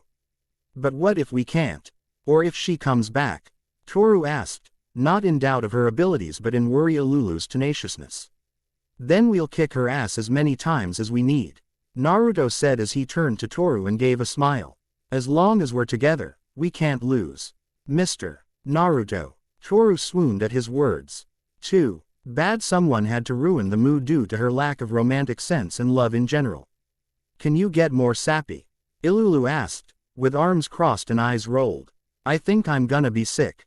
GGGRRRRR. Moment being ruined. Hey, Naruto said as he got her attention again. How about we really make her sick with a few hits to the gut? He smirked at Toru, letting her know that he was more than happy to beat the crap out of Alulu as much as Toru was. Ooh, great idea, Toru said as she gained a sadistic smile. Yeah right, Alulu exclaimed, yet couldn't stop the shiver running down her spine at Toru's smile. Alright, let's go, Toru, Naruto said as he got into a battle stance, ready to fight. Ready to go, she said as she got ready as well. Come at me, then, Alulu exclaimed, her blood boiling in anticipation. She was a dragon after all. Whether harmony, chaos or neutral, one of the Dran's basic instincts was to fight and dominate. Naruto and Toru charged at breakneck speed, destroying the ground beneath them. Alulu wasted no time in doing the same and met them head-on, holding them back and blocking their attacks with a large hand each. Alulu's smile didn't disappear until she felt movement in her feet and looked down. It looked like her feet were firmly planted in the ground, but still, she was feeling movement. Like something was digging into her feet and trying to drag her down. Naruto gave her a smile as a pair of his chakra hands had secretly attached themselves to her feet from underground. I got this from my sensei, he said as he remembered what happened. End to Sasuke when they first fought Kakashi all those years ago. Naruto chakra mode style. Headhunter jutsu. What the? Ilulu exclaimed as she tried to escape, though Naruto's chakra hands were doing a good job of keeping her down. You want out, Toru said with an innocent smile before switching back to a sadistic one. Then let me help you. Toru slammed her left foot into the ground or she kicked Ilulu upwards in the chin with her right foot. The hit was so hard she was plucked from the ground and sent flying, with possibly a few cracks in her jaw, but she'll heal. Nice hit. My turn, Naruto said as he shot into the sky, moving at near sonic speed before he appeared right behind the rocketing Ilulu. Got you. Naruto grinned as he threw a chakra-cloaked fist at Ilulu, sending plummeting back to the earth. So strong. Ilulu though before she was able to stop and flip herself right side up, landing in caved-in earth. But not strong enough to finish me that quick. Ilulu cupped her large hands together before facing them back at the still-floating Naruto, unleashing a plethora of magic blasts towards him. Whoa! Naruto let out as he began to dodge and swat away the blasts. Mr. Naruto, Toru exclaimed as an idea popped into her mind. Can you throw your Rasengans like you do your Rasenshuriken? Don't know, but I can try, Naruto said, getting the idea of what his mate wanted. Making the familiar sign, he made 1,000 shadow clones and had them make 4 senjutsu-infused Rasengans each, using the chakra arms to aid in the process. Ilulu could feel the power building up in his attack and waited, wanting to see what would happen just for curiosity's sake. Ready, everyone? Naruto asked his clones as they all held multiple Rasengans. Yeah, they replied. Fire! He exclaimed, and they let loose the hundreds of Rasengans, like through were Rasenshurikens, at Ilulu as she could barely dodge the onslaught. Whoa! Ilulu yelped, her jaw down healing, as she dodged them as they kept being fired. She stopped for a moment and realized that the Rasengans weren't hitting her. Wait, they aren't making contact, Ilulu thought as she stopped and looked around, seeing the Rasengans floating in mid-air with yellow chakra surrounding them. What is this? I'm trapped, she screamed as they surrounded her like insects swarming. Gotcha, Naruto exclaimed, as he closed his right hand and caused all the Rasengans to shoot towards Ilulu.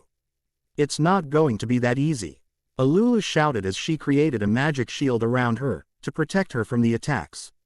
Though the shield protected her, she still felt slight pain from the attack as she coughed up a little blood. His strength truly is great, Ilulu thought, lowering her shield and spitting a bit of blood to the ground. You may have protected yourself, but you didn't come out unscathed, Naruto said as he landed on the ground, seeing the blood on her lip as Toru joined him. Yes, but I've seen what I wanted to see, Ilulu said as she wiped the rest of her lip free of blood. And what is it you wanted yo see? Naruto asked, but had a feeling Toru and Kurama knew her answer. How you beat back the emperor, Ilulu said as she cracked her neck a bit. No wonder Toru wants a draken with you. So, her too, Naruto thought as he remembered how Elma reacted to the thought, not exactly in the most positive way. And to be honest, I would want to do the same, she said as she got the lustful look in her eyes again. Hell no, Toru snarled. Told you, Kurama quipped. Naruto groaned. As Toru glared with fire in her eyes at Ilulu, who still stared at him with lust. Okay, so you're done fighting, right? You're not going to try and kill anyone else, and just go home. Naruto sked as he exited chakra mode but activated sage mode just in case. Well, you're half right, Ilulu said as she began to walk to Naruto. I promise not to kill anyone, but I'm not going back. Not until you marry me, of course, she finished as she stopped and looked up at Naruto, smiling at him while ignoring Toru's even more rage-filled face. It was nice knowing Konoha, Kurama quipped. Your mate will destroy it in her rage. Quote, not now, Kurama, Naruto replied and turned to Toru. Toru, please, calm down. If you think you're marrying Mr. Naruto, you're dead wrong, Toru shouted as she got in Ilulu's face. The only one who will be his bride is me, along with bearing his children. I'm not against sharing, Ilulu deadpanned at the maid dragon. That godfather of yours would be envious of you right now, Kurama said as he imagined Jiraiya crying tears of pride and jealousy from the heavens. Sadly, I agree, Naruto thought as he pulled Toru away from Ilulu.